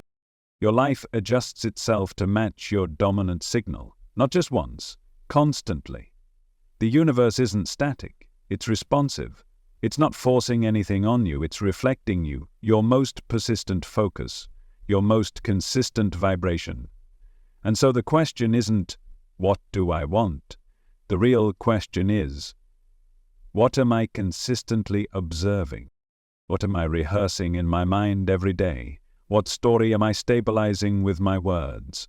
What pattern am I freezing with my attention? Because that is what will continue, not because it's destiny, but because it's being measured. And you are the one holding the lens. You've had moments where the field seemed to shift instantly, a breakthrough that came when you stopped obsessing, a solution that appeared when you surrendered, a healing that accelerated the moment you stopped clinging to your old identity. That's the quantum field at work. That's the moment your attention released its grip and allowed the system to reconfigure. Change didn't come from force, it came from release, from shifting the light of your awareness to something new, and the field responded, because it always does. So what happens when you begin to master your focus, when you stop scattering it across 10 different fears, when you stop checking your pain like a wound that won't heal, when you start pouring your awareness into possibility instead of limitation? What happens is alignment, synchronicity, acceleration, because your attention becomes clean, coherent, intentional. And in that coherence you collapse the probabilities that match your highest path. Not through strain, but through vision, through trust, through choosing to become a new measurement device, a new observer, not one who reacts to the old story, but one who writes a new one with every breath. And the universe? It adjusts, it always adjusts. Not to your wishes, but to your focus. So watch where you aim it, not with fear, but with reverence, because your gaze is sacred. It is the architect of experience, and the more you learn to wield it with care, with purpose, with love, the more you'll see that reality was never fixed. It was always waiting for you to decide what's real. You felt it before. Walk into a room where 2 people just argued and you can feel the tension in the air, even if no one says a word. Sit beside someone who's grieving and a weight settles in your chest. Stand near someone overflowing with joy and it lifts you, softens you, opens something inside of you that you didn't even know was closed. These experiences aren't just emotional impressions, they're energetic, real, measurable, tangible in the invisible. Because every emotion emits a frequency. And that frequency doesn't just color your experience, it broadcasts it. You are always transmitting, not with your words, but with your state, with your feelings, with your internal vibration. And the universe, this intelligent field of interconnected information, is always listening. Not to what you say, but to what you are. To the signal you're radiating into the grid of creation. Every emotion becomes data in that system. Every emotional wave you generate sends out an energetic ripple, an instruction, a request, a resonance into the fabric of reality. Think of yourself as a tuning fork. When struck by emotion, you vibrate at a particular frequency. That frequency attracts corresponding energy, not because you're being rewarded or punished, but because vibration meets vibration. Frequency matches frequency, it's resonance, one of the fundamental laws of physics.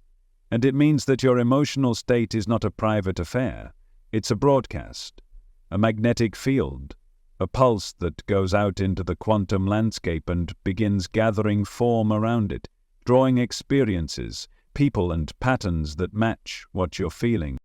This is why you can't fake your life into alignment, why just saying the right things or thinking the right thoughts isn't enough, because the field doesn't respond to your words, it responds to your signal, and your signal is your emotional vibration. You can say, "I'm abundant" 1,000 times, but if you're radiating anxiety, insecurity, or lack, that is what you're broadcasting, and the universe will mirror it, not to hurt you, but to reflect your current state, to show you what you're carrying, not as judgment, as feedback.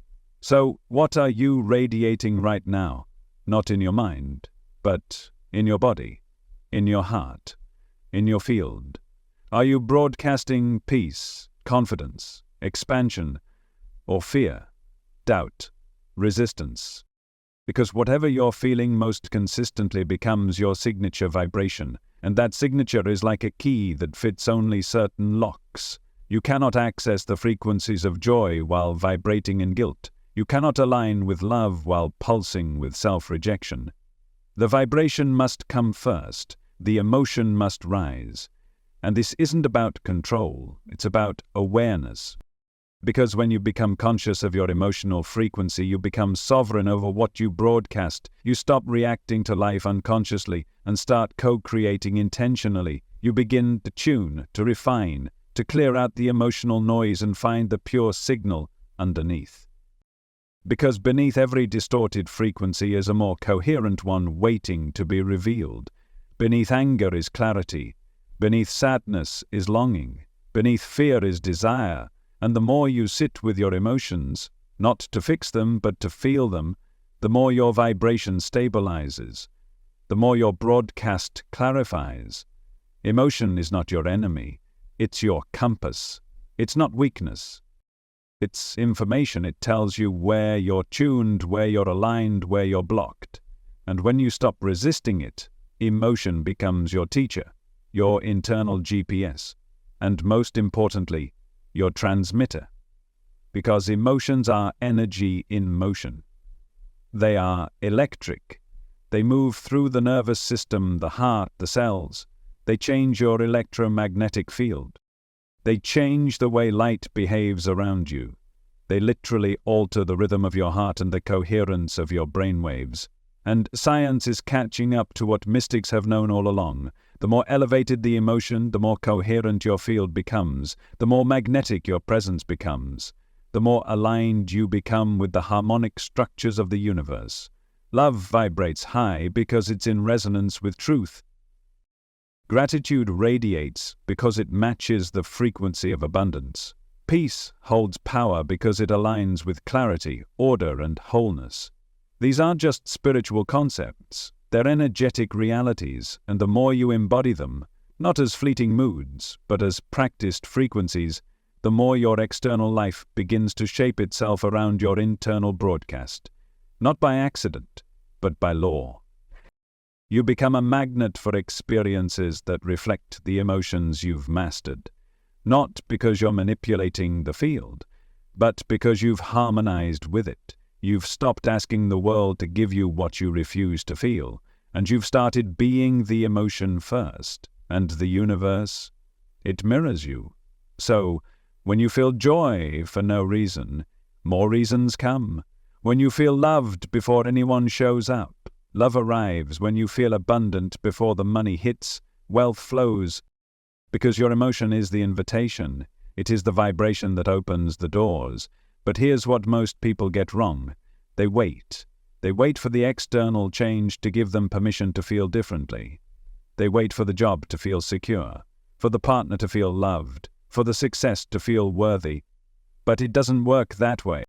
The signal precedes the event. The field responds to what you are, not what you say you want. And so the practice is this. Don't wait. Feel now. Feel it before it's convenient, before it's obvious, before it's safe. Cultivate the emotion that matches the life you want, and let the field align around that. You are the broadcast tower, and the signal you emit is shaping your world. So start tuning, start clearing, start listening to the vibration beneath your habits, your thoughts, your reactions, because it's all information. And the moment you take ownership of your emotional state, not as something to suppress, but as something to steward, you become powerful. You stop waiting for the world to change so you can feel better, and you start changing your inner world so the outer one can rise to meet you. Every emotion emits a frequency. So the question isn't just what you feel, it's what you're radiating, because that radiation becomes creation. It becomes the signature the universe responds to. And when your signature is love, everything listens. You've been taught to see time like a river, flowing in one direction, steady and irreversible. From birth to death, sunrise to sunset, past to future. You were conditioned to believe that time is objective, measurable, external, that seconds and minutes and years march on no matter how you feel, no matter where you are, no matter what you believe. But what if time isn't what you think it is? What if time doesn't flow? What if time bends? What if time isn't something happening outside of you at all, but something happening through you? Because the more closely you look, the less solid time becomes. The deeper science and consciousness studies go, the more this linear model starts to fall apart. Time is not an absolute background. It's a perception, a subjective experience woven by your awareness. And that means it's not universal. It's personal. Your consciousness doesn't ride on time. It generates time. Think about it. When you're bored, time drags. When you're in flow, hours vanish in what feels like minutes. A single moment of danger or beauty can feel like an eternity, stretched out and vivid. This isn't just psychological, it's neurological. The brain's experience of time, called chronoception, is elastic, malleable, deeply affected by emotion, focus, novelty, and presence. You felt it 1,000 times, even if you didn't realize it. Time slowing during an accident. Time speeding up on a perfect day. Time disappearing in deep meditation or dream states. So whose time is that? It's yours.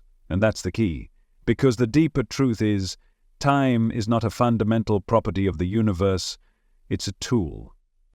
A navigational overlay. A coordinate system your consciousness uses to organize experience in a linear way so it can learn, grow, evolve, and make meaning inside the illusion of sequence. And once you understand this, something radical opens up. Time isn't real in the way you've been taught. It's flexible, it's constructive, and most importantly, it's not fixed to events. It's fixed to the observer, you. Not in some poetic sense, but in a literal, energetic one. Because you are not in time, you are using time.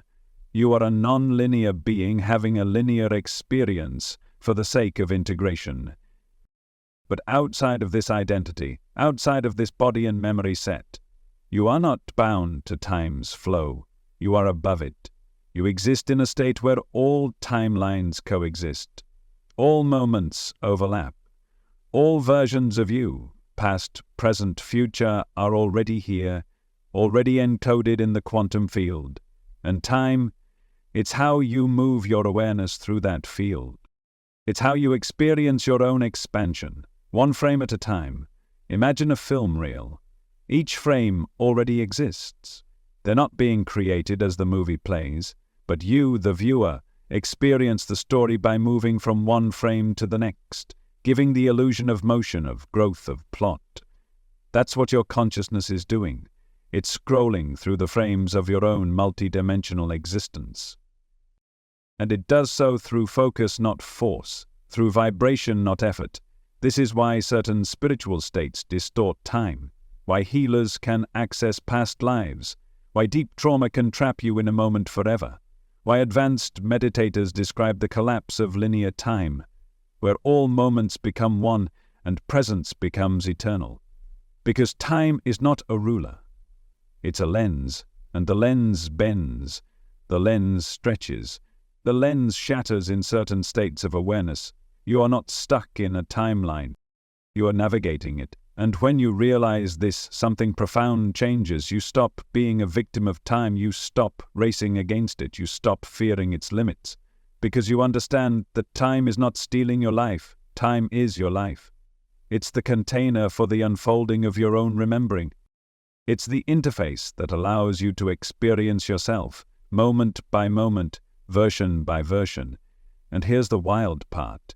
You're not even moving through time. Time is moving through you. Your awareness is the fixed point. Time shifts around you. You are the projector. And the future is not a destination waiting for you. It's a frequency waiting to be tuned. It already exists. All of it, every possibility, every potential outcome, every version of you, it's all present in the quantum field right now. Your choices, your emotions, your vibration, they are the dial that determines which version you perceive next. You don't move through time. You tune through time. And that tuning doesn't happen on a clock. It happens through coherence, through intention, through resonance. This is why healing the past changes the present. Because the past isn't fixed. It's not gone. It's still alive in your field, still vibrating in your cells, still influencing your perception of now. And when you shift your relationship to it, when you reframe, forgive, release, You shift the frequency of the timeline you're in. You literally change the now that shows up next. Likewise, when you hold a vision of the future that aligns with your highest truth, and you feel it, live it, breathe it now, you collapse the distance between now and then. You magnetize that version of reality into this one. Because from the level of the field there is no distance, no delay, only alignment. You don't have to wait for time to bring you what you want, you have to become the version of you that receives it. Time is not keeping you from your destiny, in many ways it's protecting it, ensuring that you integrate what you need when you're ready.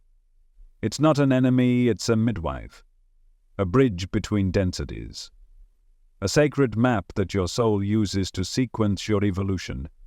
But it's not rigid, and it's not sovereign. You are sovereign. Time flows differently depending on your state. This is why children feel time move slowly, why trauma makes years feel like a blur, why deep presence makes 1 second feel infinite. Because time is not universal. It's relational. It adapts to you. It reflects you, and the more present you become, the more you access timelessness, not the absence of time, the fullness of it, the eternal now, where all timelines converge, where all versions of you whisper through the veil, waiting to be remembered. So, the next time you feel rushed, trapped, aging, falling behind, breathe, and remember, you are not late, you are not early, you are right on time, because you are the one making time. You are the navigator, and time is your compass, not to measure life, but to help you move through it, to help you remember who you are, one beautiful moment at a time. There's a moment right before you wake up, when the dream still lingers, a place that felt real, a conversation that carried weight, a sensation you can't explain but somehow remember with your whole body. And even though the logic of waking life quickly takes over, something in you knows that wasn't just imagination, that felt like another world. That's because it might have been. You've been told dreams are just byproducts of brain activity, that they're nothing more than your subconscious playing out repressed desires or processing daily events. But what if that explanation is only part of the story? What if dreams aren't just symbolic, but literal? Not in their content, but in their access. A window, a passage, a tunnel through which your consciousness temporarily steps out of this timeline and into another. What if dreams are access points to parallel realities? That's the question posed by one-ionauts, people who consciously navigate the dream world, and increasingly by scientists exploring the edges of quantum theory and consciousness studies, because the deeper we explore both dreams and the multiverse, the more similarities begin to emerge. Multiverse theory suggests that reality is not singular, but a branching web of infinite possibilities. Alternate timelines, parallel versions of Earth, of events, of you. Every decision you make splits off into another version of reality. Every thought, every intention, every probability already exists. If that's true, then where do those other versions reside? And more importantly, how could you ever touch them? Maybe in dreams. Because dreams don't obey the rules of the waking world. Time bends, identity blurs, space folds, cause and effect unravel. You speak languages you've never learned. You feel emotions from lives you don't remember living. You meet people you swear you've never seen, yet feel an unexplainable closeness to. This isn't just psychological, it might be navigational. In the dream state, particularly REM sleep, your brain operates on a very different frequency. It moves into theta and delta waves, which are deeply associated with trance, intuition, and non-linear access to information. You become untethered from your usual sensory limitations. Your identity softens. Your subconscious becomes porous. And in that liminal space, something happens. Your awareness stretches. It begins to travel, not physically, but informationally. Because consciousness is not confined to the brain. It's a field, a stream, a frequency that can tune into other layers of reality. Layers we call dreams only because we haven't yet accepted them as real. But what if those other places aren't hallucinations? What if there are other coordinates, other expressions of you, living in timelines that branched off long ago? You've probably had this experience, waking from a dream so vivid, so emotionally intense, that it lingers with you all day. It doesn't feel like fantasy, it feels like memory, and maybe that's because it is. Not memory of the past, but memory of another version of the present, accessed through the only portal open to you while your waking mind is asleep. The ancient Greeks believed that dreams were visits to other realms. Indigenous shamans across the world have long used dream states to access guidance, prophecy, and healing. Tibetan Buddhists practice dream yoga as a means of achieving spiritual insight through lucid awareness in dreams. And even modern researchers have noted that skilled lucid dreamers can make decisions, remember instructions, and even communicate with the waking world during REM sleep. In other words, there is agency, there is navigation, and where there is navigation, there must be somewhere to go. So, where are you going when you dream? Could it be that your dreaming mind is tuning into other yous, alternate selves making different choices, different versions of Earth, of society, of relationships, of outcomes? Maybe the impossible flying dreams are glimpses of timelines where gravity works differently. Maybe the dreams where you live in a completely different city with a completely different partner aren't just symbolic. They're actual timelines that your consciousness is brushing against. The quantum multiverse doesn't make this sound far-fetched, it makes it sound inevitable. According to the many worlds interpretation, every quantum event branches the universe into multiple versions, each representing a different outcome. This means that right now, there are infinite versions of you, some almost identical, some wildly different. And because all of these realities exist within the same infinite field, your consciousness doesn't need to physically move to access them. It only needs to tune. Dreaming is tuning. Dreaming is slipping through the frequency bands of reality and landing even briefly in another layer. The reason it feels so hard to remember dreams isn't because they aren't real. It's because your waking mind is calibrated to this version of reality. The moment you wake, your brain starts filtering everything through your known story. What's possible, what's logical, what's familiar. And anything that doesn't match gets deleted or reinterpreted. But the more you become aware of this filter, the more you begin to catch glimpses before it kicks in. The more you train your dream recall, the more you start noticing consistencies, recurring landscapes, faces, feelings. The more you practice lucid dreaming, the more you begin to explore the rules of these alternate realms. And the more you explore, the more you start to ask, why am I being shown this? Because dreams don't just show you, they teach you. They offer clues, not just about your psychology, but about your possibility. They show you who else you could be, what else is true, what else is waiting for you to remember. They offer you templates from timelines you haven't yet walked, but that still exist. Dreams are not escape, they are communication. And when you start treating them that way, everything changes. You start honoring your dream world as sacred. You start listening to the intelligence behind the symbolism. You stop dismissing strange encounters and begin wondering, what part of me lives in that world? Because maybe you're not dreaming of other realities. Maybe other realities are dreaming you. Maybe the you that's writing this life is only one version, one avatar, of a much larger being dreaming itself through a billion timelines, exploring every possibility of what it means to be you. And each night, when your conscious mind sleeps, the veil thins, chapters of the same eternal book. And sometimes, if you're still enough and aware enough, you bring something back, a fragment, a feeling, a flash of insight that doesn't belong to this world but somehow fits perfectly in your hand. So, the next time you dream, don't shrug it off. Don't reduce it to fantasy. Sit with it. Feel into it. Ask yourself, what if this happened somewhere real? What if another me is still there? Because maybe the line between dream and dimension isn't as solid as we were taught. Maybe it was never a line at all. Maybe it was a door. And you've been walking through it your entire life, without even realizing. Even if you've never seen it with your eyes, you've felt it. Something about a person that radiates beyond their body. A presence. A charge. Walk into a room and you can sense who's calm and grounded, who's angry but silent, who's glowing without saying a word. This invisible force around people isn't fantasy or New Age fluff. It's the field. It's the energy body.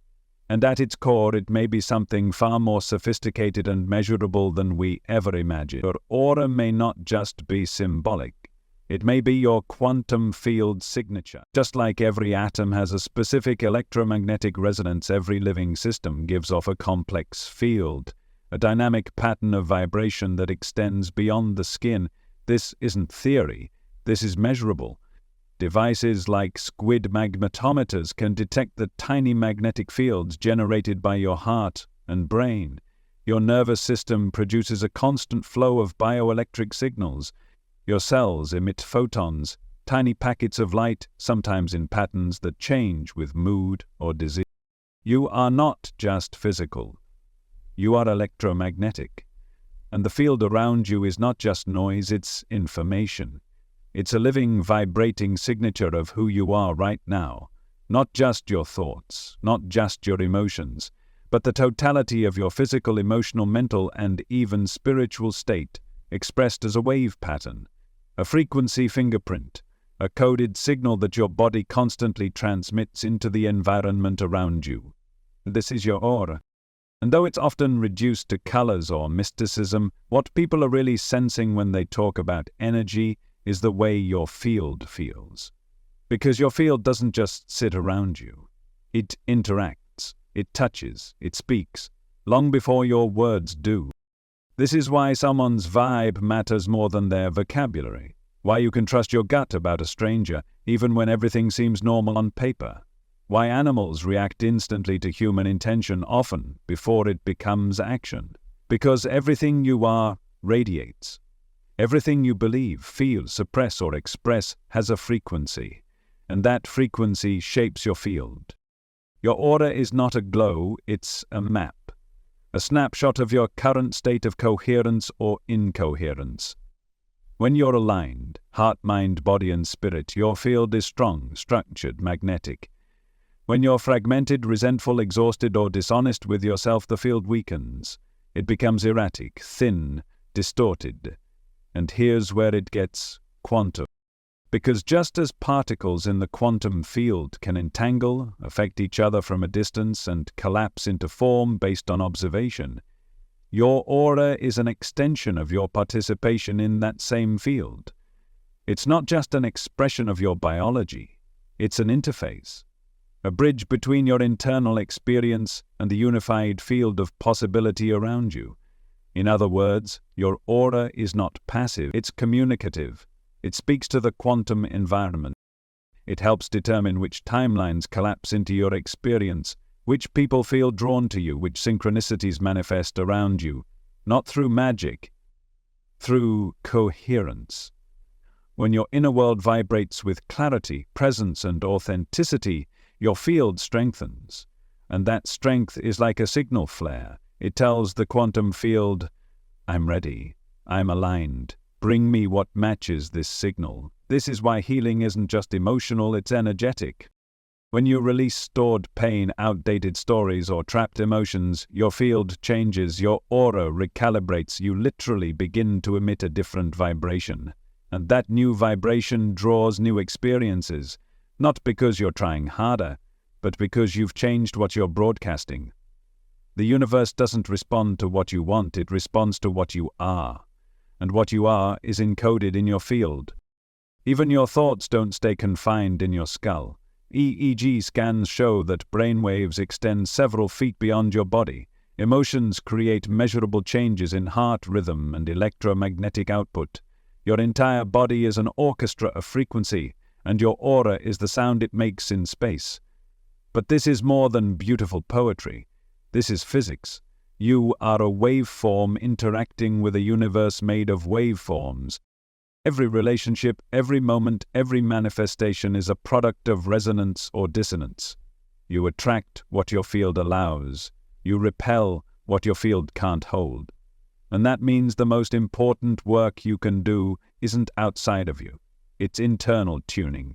Not chasing, not forcing, but aligning your field with the reality you wish to experience.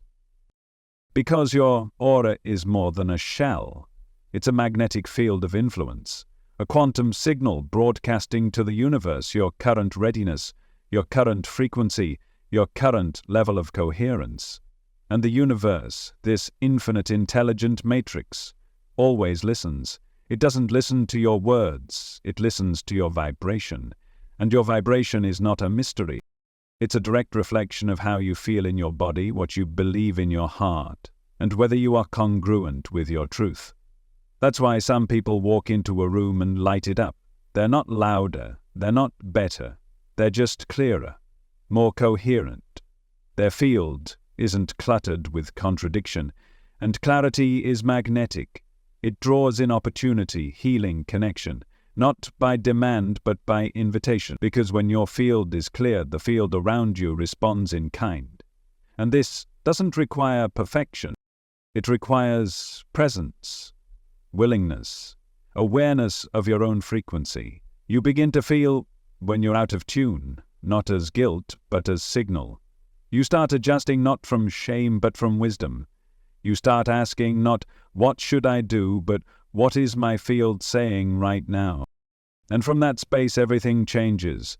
You begin to live as energy, not just in theory, but in practice. You feel your presence affect others. You notice how emotions change your aura in real time.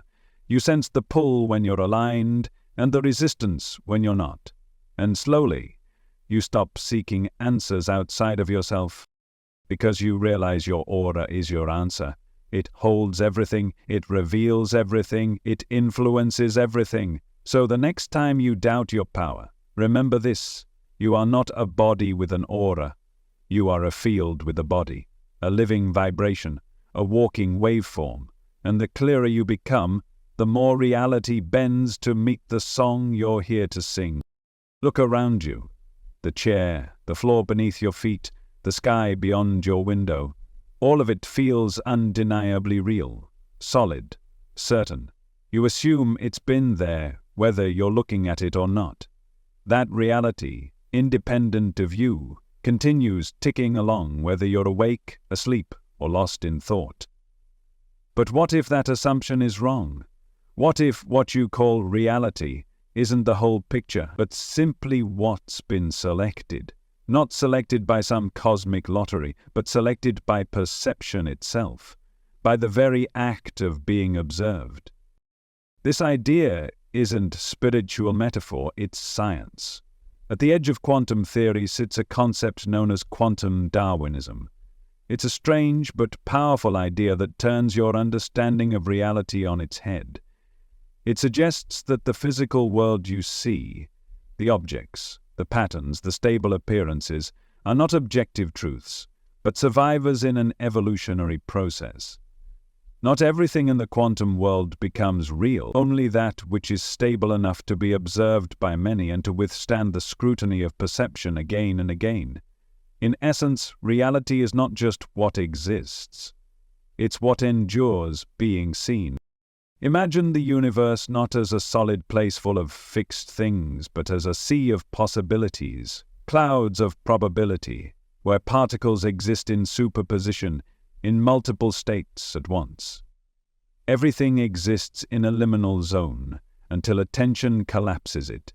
It's only when observation occurs, when consciousness interacts, that one version solidifies and becomes part of the shared world.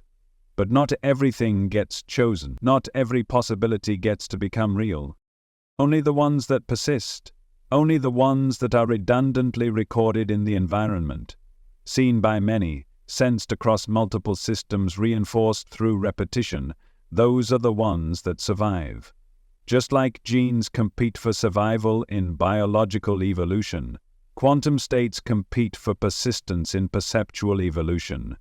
The winners become your world. The losers fade into the invisible background of what could have been. You don't see reality. You see what perception has selected and reinforced over time. You see what's won the evolutionary lottery of consciousness. This means your world isn't complete, it's curated. And that's a radical shift. Because if reality is curated by perception, then what you experience is not the full truth.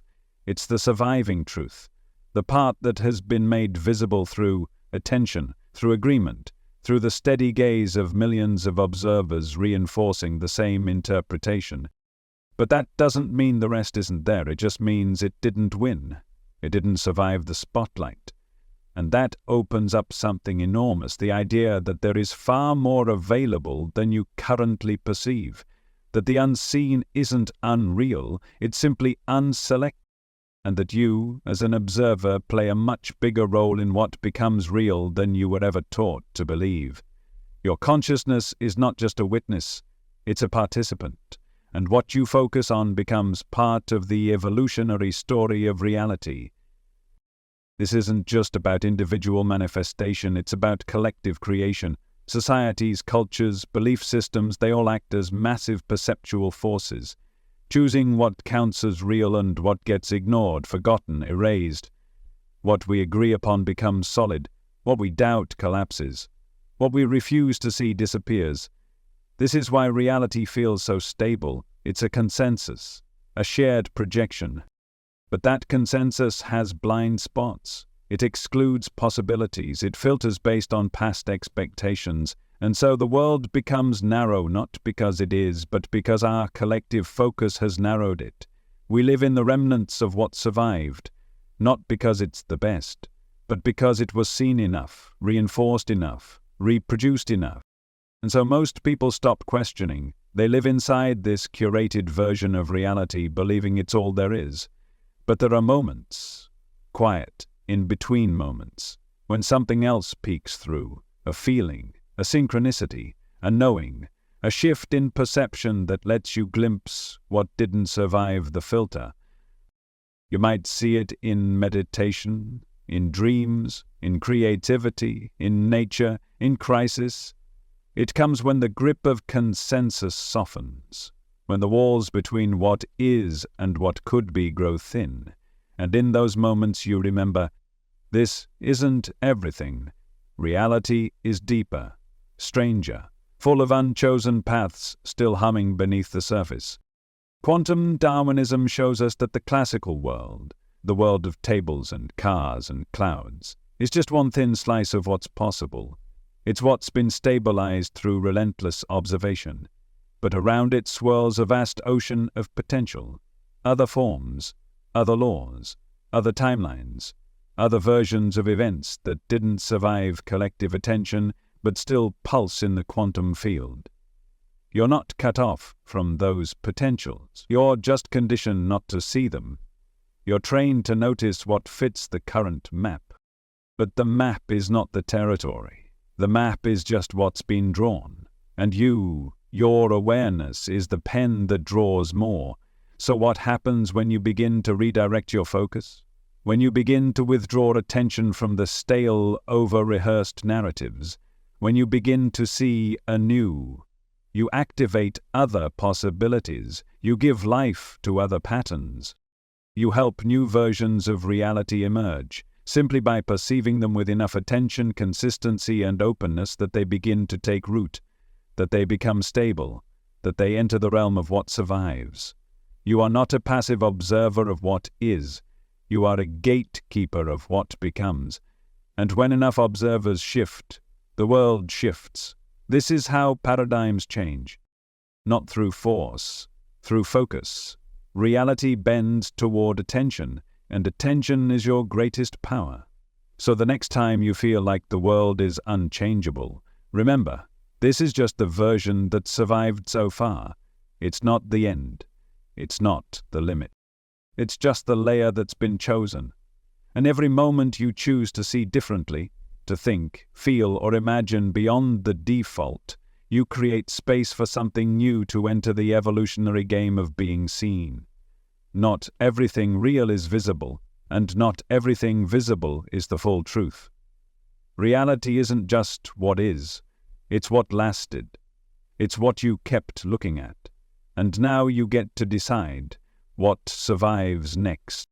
Karma is often misunderstood. You've been told it's a cosmic scoreboard, a spiritual justice system keeping track of your rights and wrongs, a kind of mystical payback where every action guarantees an equal reaction sooner or later. But what if karma isn't about punishment or reward at all? What if karma is information, pure, vibrational data impressed upon the field of reality with every choice you make, not stored in some divine ledger, but in your own field, in your energy, in your quantum signature? Karma is not judgment. It's architecture, a kind of energetic coding that shapes the structure of your life's possibilities based on past patterns, on how you've moved through time, how you've responded to life, how you've treated others, and how you've treated yourself. Every decision, every intention, every thought, even the ones you never acted on, imprints something into the field. It leaves a residue, a vibration, a signature pattern. That imprint doesn't vanish. It doesn't disappear when the moment is over. It stays in the system, influencing the next moment and the next, forming a kind of energetic scaffold that your future builds itself upon, not as fate, but as momentum. Because in the quantum field, information is everything. It's not just what you know, it's what you are. And karma is the informational echo of who you've been, not to trap you, but to inform you, to show you what's still unresolved, to reflect back the choices that created it, not to punish, but to give you another chance to respond differently, more consciously, more compassionately, more in alignment with your higher self. This is why similar patterns keep appearing in your life, why you attract the same kinds of relationships, the same challenges, the same opportunities, dressed in new costumes. It's not because you're cursed. It's because the field is reflecting the structure of your choices. It's showing you the consequences, not in moral terms, but in energetic terms. What you put into the field comes back to you, not out of vengeance, but out of harmony. The system is seeking balance, completion, resolution. You can't bypass it. You can only rewire it. And that rewiring happens the moment you choose differently. Not once, but consistently. Because the field is always listening, not just to what you say you want, but to what you actually choose. And your choices broadcast. They send instructions. They shape the geometry of your timeline. Karma in this way becomes less like a cosmic boomerang and more like a feedback loop. You imprint. Life responds. You respond again. And in that dance, you're either reinforcing the imprint or dissolving it. This is why awareness is everything, because the more conscious you become of your karmic patterns, the more power you have to disrupt them. Not with guilt, not with force, but with presence. You begin to feel the echo of an old pattern before it fully forms. You begin to notice the familiar shape of a choice you've made 100 times, and this time you pause. You ask, what would happen if I responded differently? And in that moment, the code changes. The karma rewrites. Not erased, but transformed. Because karma isn't about carrying a burden. It's about carrying responsibility. You are the architect. You are the one encoding your field. And the field is astonishingly loyal. It remembers everything, not to punish you, but to keep offering you the exact reflection you need to wake up, to become free. Because freedom doesn't come from escaping karma. It comes from understanding it, from realizing that your past actions have shaped your current field, but your present choices shape what comes next. You are not trapped in a cycle. You're invited to master it. Every time you choose compassion over anger, you change the code. Every time you choose truth over self-betrayal, you change the code. Every time you act from your highest alignment, even when no one is watching, you rewrite the script the field reflects back to you. Karma is simply the story your energy tells. It's not a sentence. It's a system. And you are not the victim of it.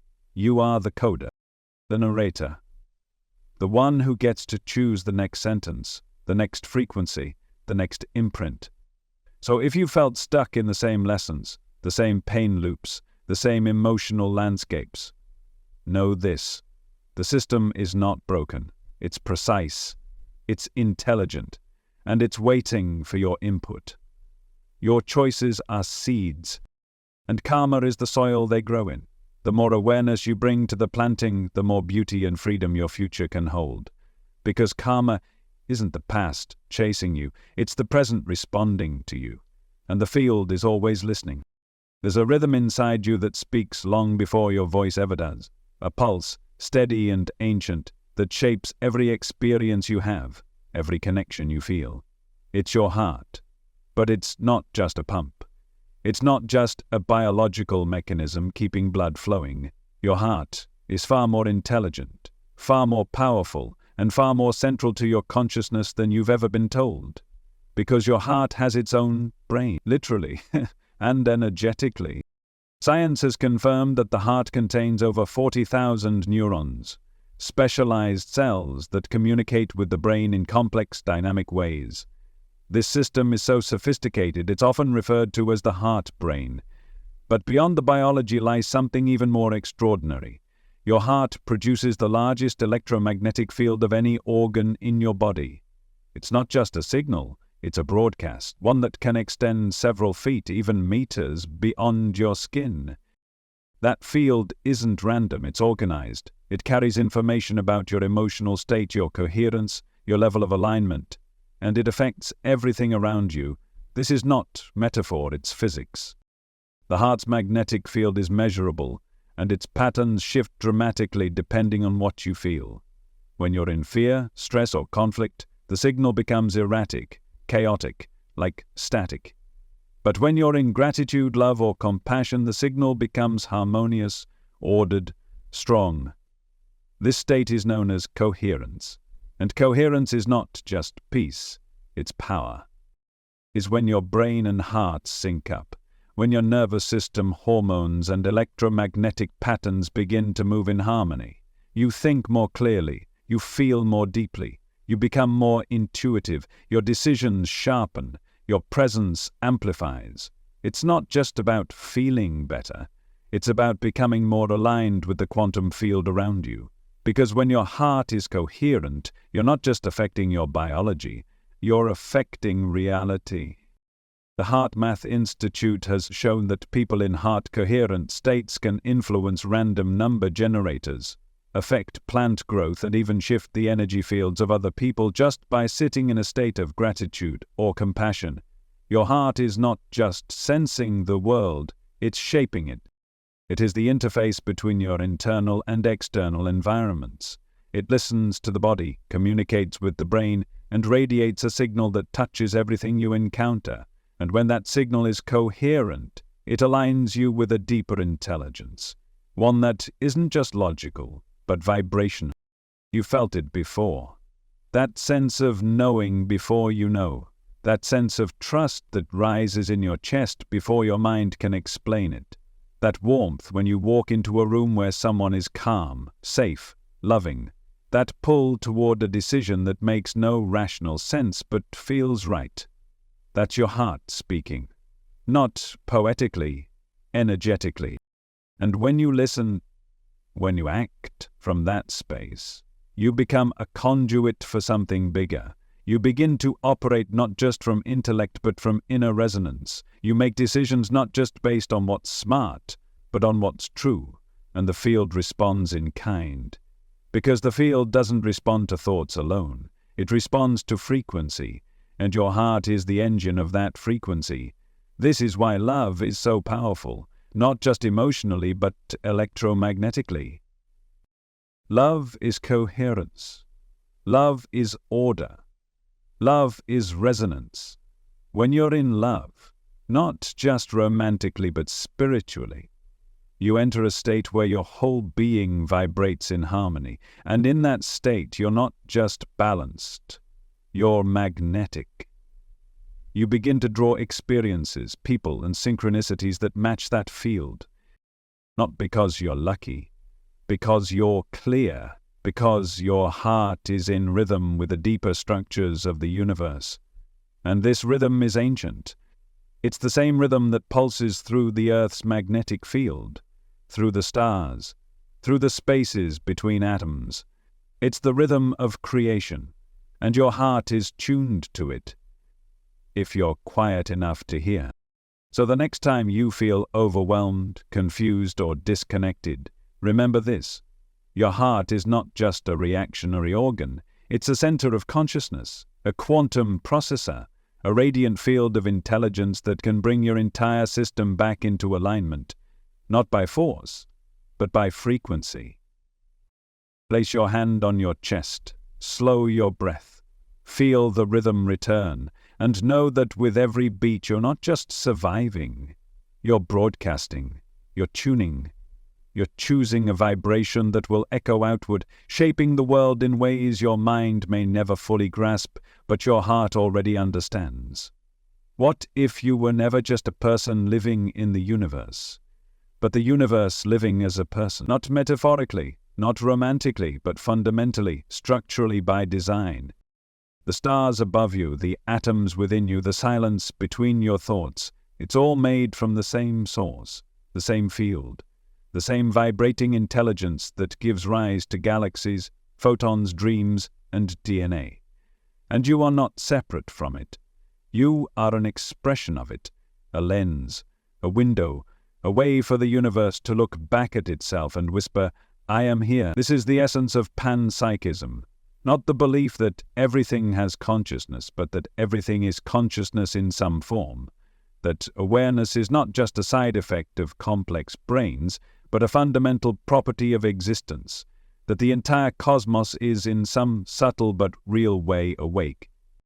Not necessarily thinking or planning, but feeling, knowing, sensing, in the way that a tree might sense light, or a cell might respond to touch, or a planet might maintain balance in the cosmic dance of gravity and motion. This awareness may not look like your own, but it pulses through every part of reality. And you are one of its highest resolutions. Because in you, the universe gains a special kind of mirror. A mirror that reflects not only light, but meaning. A mirror that doesn't just show the world, it interprets it. Experiences it, feels it, names it, questions it, dreams about it. You are the cosmos gaining self-awareness. And this isn't mysticism alone, it's physics, consciousness studies, and ancient spiritual wisdom converging. In quantum mechanics, the observer effect suggests that the act of observation influences the outcome of events at the subatomic level. The universe behaves differently when it's being watched, when it's being known. You are not outside that process, you are that process. The observer's not separate from the observed. You don't just watch the world, you collapse it into being. You draw it out of the infinite sea of possibilities every time you choose, every time you pay attention, every time you wake up and say, "I am." You are the instrument through which potential becomes form, through which time becomes memory, through which matter becomes meaning. And in that role, you're not small, you are sacred. Because if the universe is conscious, and you are its reflection, then your life is not random. Your thoughts are not meaningless. Your experiences are not insignificant. They are the way the universe touches itself, learns from itself, heals itself, loves itself. In you it explores limitations so it can understand freedom. In you it feels grief so it can rediscover joy. In you it forgets so that remembering becomes a sacred act. And this is the paradox. The universe is both the stage and the actor, both the script and the improvisation. It plays all the parts, including yours, not to control you but to become you. And in becoming you it gets to see what it's like to live through your eyes, to feel the texture of sunlight on your skin, to hear music through your ears, to love with your hands, your trembling voice, your open heart. This is the beauty of your existence. Not that you are separate and trying to return to source, but that you were never separate to begin with. You are the source, forgetting itself for a moment so it can rediscover itself in the most intimate, breathtaking way. And the more conscious you become of this truth, the more the illusion of isolation begins to dissolve. The more the myth of being just human starts to fall away, and something else takes its place. Something deeper, quieter, more expansive. A reverence, a stillness. And knowing that every breath you take is not just yours. It's the universe breathing through you. That every tear you cry is not just emotion, it's the cosmos processing another layer of itself. That every question you ask, about meaning, about purpose, about truth, is not a weakness, it's the field learning how to evolve through inquiry. You are not just in the story. You are the story becoming aware that it's being told. And in that awareness you gain access to something astonishing, the power to shape the story as it unfolds, not by controlling every detail, but by aligning with the deeper pulse beneath it all, the pulse that says, you matter, you are part of everything, and everything is part of you. So when you feel lost, remember, the universe is watching through your eyes. When you feel alone, remember, the field you come from is never separate. When you wonder if you're enough, remember, you are the cosmos learning how to love itself in this form, in this lifetime, through you. The universe is not something out there waiting for you to earn its favor. It's something inside you, expressing itself through your laughter, your questions, your failures, your dreams. You are not a mistake. You are the observer, and through you, reality remembers what it means to be alive. Everything you've ever experienced has happened in one place, here.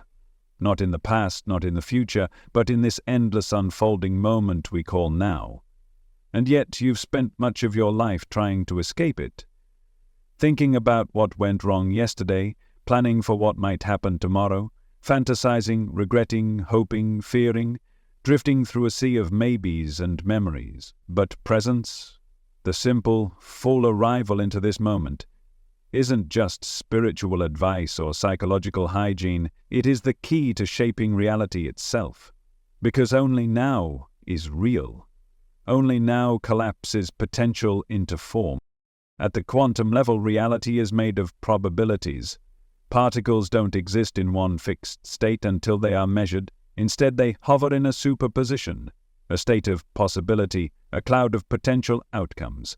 It's only when an observation occurs that the wave function collapses. That one version of reality comes into being while all others fade into silence. That act of collapse doesn't just happen under a microscope, it happens in you, through you. You are the observer. And the greatest tool of observation, the deepest act of quantum engagement, is presence. Your awareness is the click that makes reality real. Not your thoughts, not your plans, not your regrets, but the focused, embodied attention of your consciousness, planted firmly in this breath, this space, this moment. Presence is not passive. Presence is an activation. When you are fully here, not just physically but mentally, emotionally, energetically, you become a tuning fork for the universe. You lock into the timeline that matches your current frequency. You choose, without even knowing you're choosing, which version of the infinite possibilities you step into next. And that choice is immediate. It doesn't happen in the past. It doesn't wait for the future. It only happens in the now. The now is where the collapse happens. The now is where reality is born. And the now is where you are most powerful. This is why spiritual masters have always pointed you back to this moment. Why all the ancient teachings, from Zen to Sufism to Taoism, speak of stillness, of breath, of attention. It's not just about peace. It's about creation. The deeper you drop into presence, the more you align with the creative structure of reality itself. Because presence isn't just noticing what is, it's becoming what is. When you are fully present, something magical happens. The noise quiets, the static of doubt and distraction fades, and in that stillness, clarity arises. You begin to feel things you couldn't feel before, subtle pulls, intuitive nudges, the rhythm of life itself, moving through you. You begin to sense the unfolding of your path, not through planning, but through resonance. Because the present moment carries intelligence, it knows where to go, it contains all the information you need to take the next step, if you're listening. But most people don't listen. They live in what-ifs, in next times, in later whens. They chase versions of themselves that don't yet exist, while ignoring the immense generative power of who they are right now. They overlook the now in pursuit of the next. But the truth is, there is no next. There is only now, moving, now shifting, now collapsing one possibility after another into lived experience, and when you bring your full presence into the now, you begin to shape what comes next with intention, not habit. You stop reacting from the unconscious programming of the past. You stop projecting fear into futures that don't exist, and instead you begin to create, not with force but with alignment. Presence is not idle. It's the birthplace of transformation. You've felt this before. The power of pure attention. When you're with someone who's truly present, everything slows down. You feel seen, held, safe. Time feels different. Reality thickens. That's because presence changes the field. It collapses the haze of probability into something tangible. It makes the invisible real. And you can do that. You are doing it all the time. Even now, as you read these words, something is being chosen. A version of you is collapsing into form. A version of your future is being invited into existence, not by effort, but by focus. And that focus is the lever. Not on what was, not on what might be, but on what is. This breath, this choice, this heartbeat. You don't need to figure out your entire life. You need only return again and again to the place where all of life is happening. Here. Because from here, anything is possible. From here, all potential becomes available. From here, the infinite narrows down into the one experience that is yours to live, yours to shape, yours to awaken into. So don't underestimate the now. Don't dismiss it as ordinary. It is the canvas on which the universe paints, and every time you show up fully, eyes open, heart steady, mind clear, you become the brush. And in that moment, you remember what it means to be real. There's a profound truth waiting for you to realize. You are not just a person living in a fixed, unchangeable world. You are a portal, not just in the metaphorical sense, but in the truest, most literal way. Every moment you live, every breath you take, is an opening into a deeper layer of existence. You are the point where dimensions meet, the space where observation and creation converge, where possibility becomes form. You are both the observer and the participant. And the reality you experience is not an external object you're simply interacting with. It's a world you are actively crafting, moment by moment, with your awareness, your choices, your energy. The world is not a static stage upon which you walk, reacting to everything around you. It is a dynamic system, fluid, responsive, and constantly shifting, based on how you perceive it and how you engage with it. It is the magic of being a portal. You are the axis between potential and manifestation. You are where the infinite possibilities of the quantum field collapse into a singular, lived experience. The universe is not separate from you. It is you, through you, and in you. At the quantum level, everything exists in a state of potentiality. Matter, energy, experience, all of it exists in a cloud of possibilities until it's observed. In that moment of observation, the wave of potential collapses into a single, concrete outcome. This is not a passive process. Your consciousness is not just watching, it's participating. You are a co-creator in the unfolding of reality. Every time you choose, you are selecting one potential from the infinite field of probability. But the real magic is that this isn't a passive selection either. Your awareness shapes what is selected. You are not just watching the possibilities unfold from a distance, you are engaging with them. Your thoughts, feelings, beliefs, and emotions all influence what you bring into form.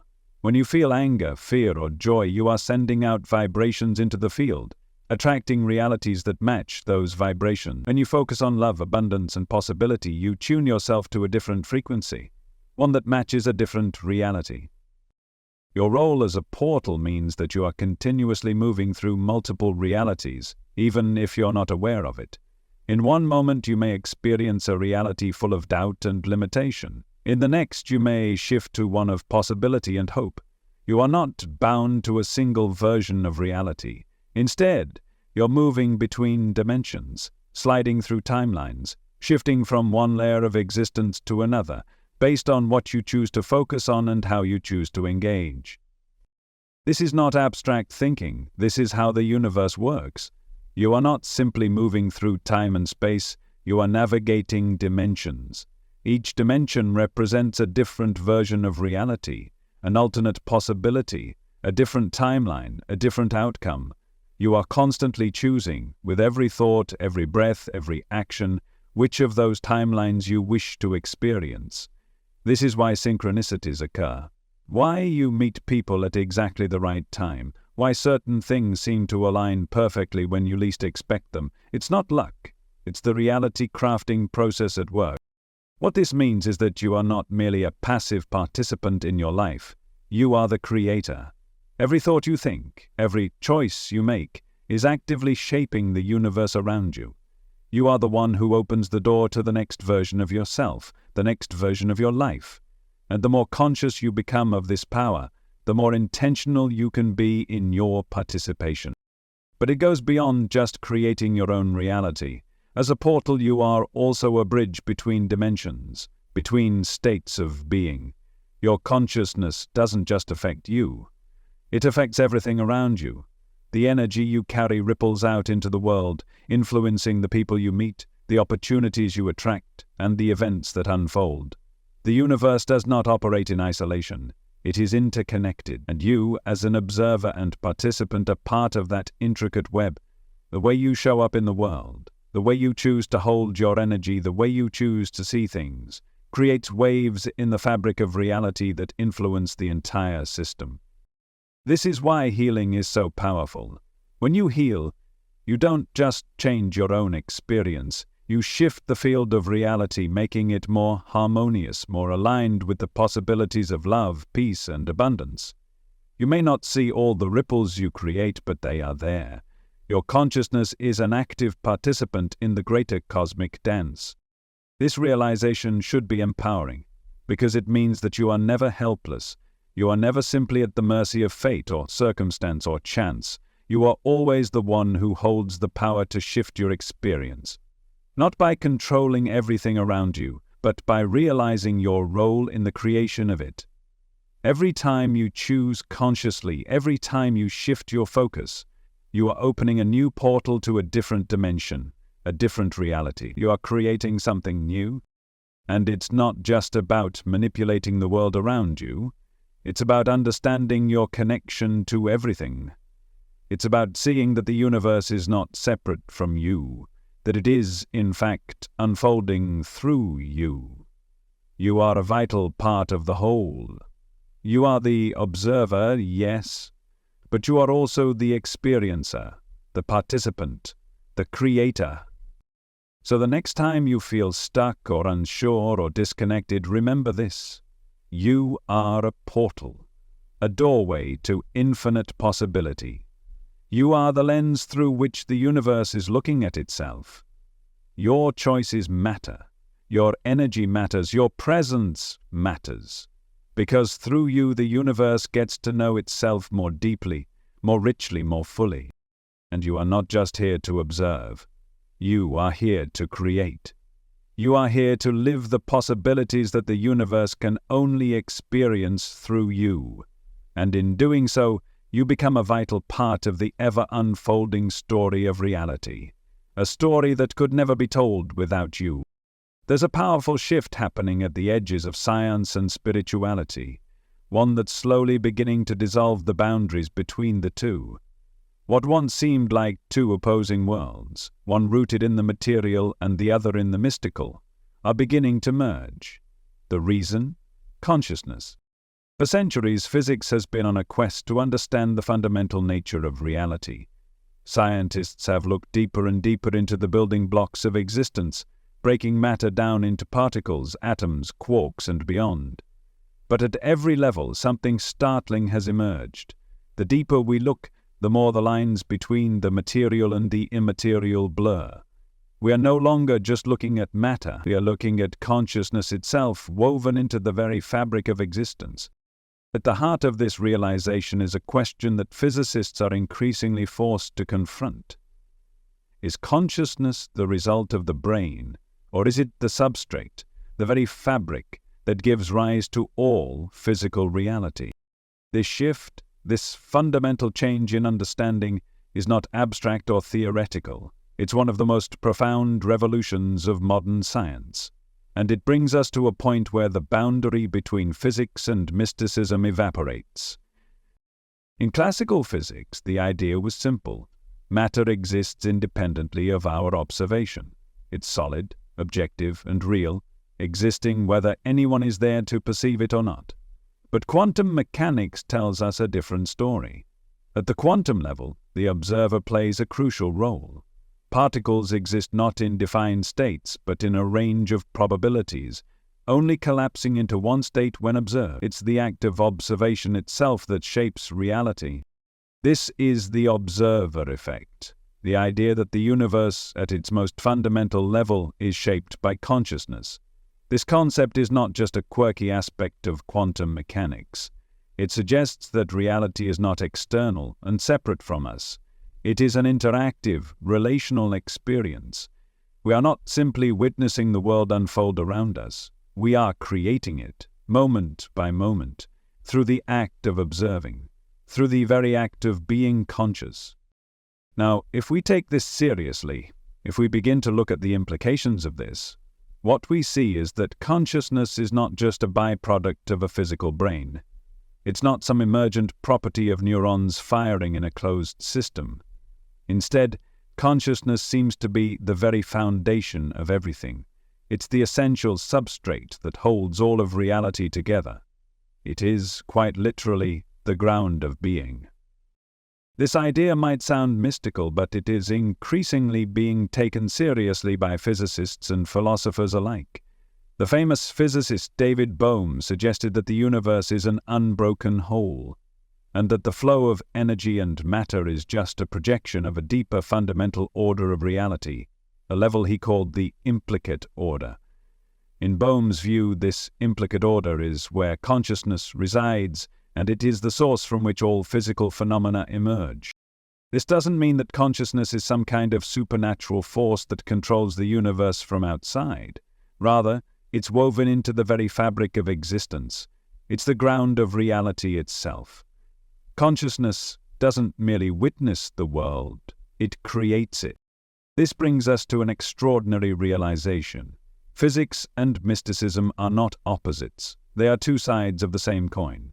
Mystics have long said that all is consciousness, that the universe itself is an expression of divine awareness. This may sound far-fetched, but in light of quantum physics, it's beginning to make a lot of sense. The universe isn't just a physical system governed by impersonal laws. It is a living, breathing, conscious system, a manifestation of awareness. This is why ancient spiritual traditions often speak of the oneness of all things, the interconnectedness of everything, the idea that the observer and the observed are one. And now quantum physics is showing us that this isn't just poetic metaphor. It's a fundamental truth. The universe is not something out there waiting to be discovered. It is something that is experiencing itself through you. Your consciousness is not separate from the cosmos. It is the cosmos, looking through your eyes, feeling through your body, thinking through your mind. This doesn't mean that everything is subjective or that nothing is real. On the contrary, it suggests that what we experience as real is part of a larger dynamic system of consciousness. The physical world is not an illusion. It's an expression of a deeper, more subtle and profoundly interconnected reality. Matter, energy, space and time are all infused with consciousness at their most fundamental level. This is where physics and mysticism converge. When you realize that consciousness is the fundamental substrate, you begin to see reality in a new way. The material world isn't separate from your inner world, it is a reflection of it. Everything around you, from the smallest atom to the largest galaxy, is part of an ongoing process of conscious creation. Your thoughts, your feelings, your beliefs. They are not just abstract notions.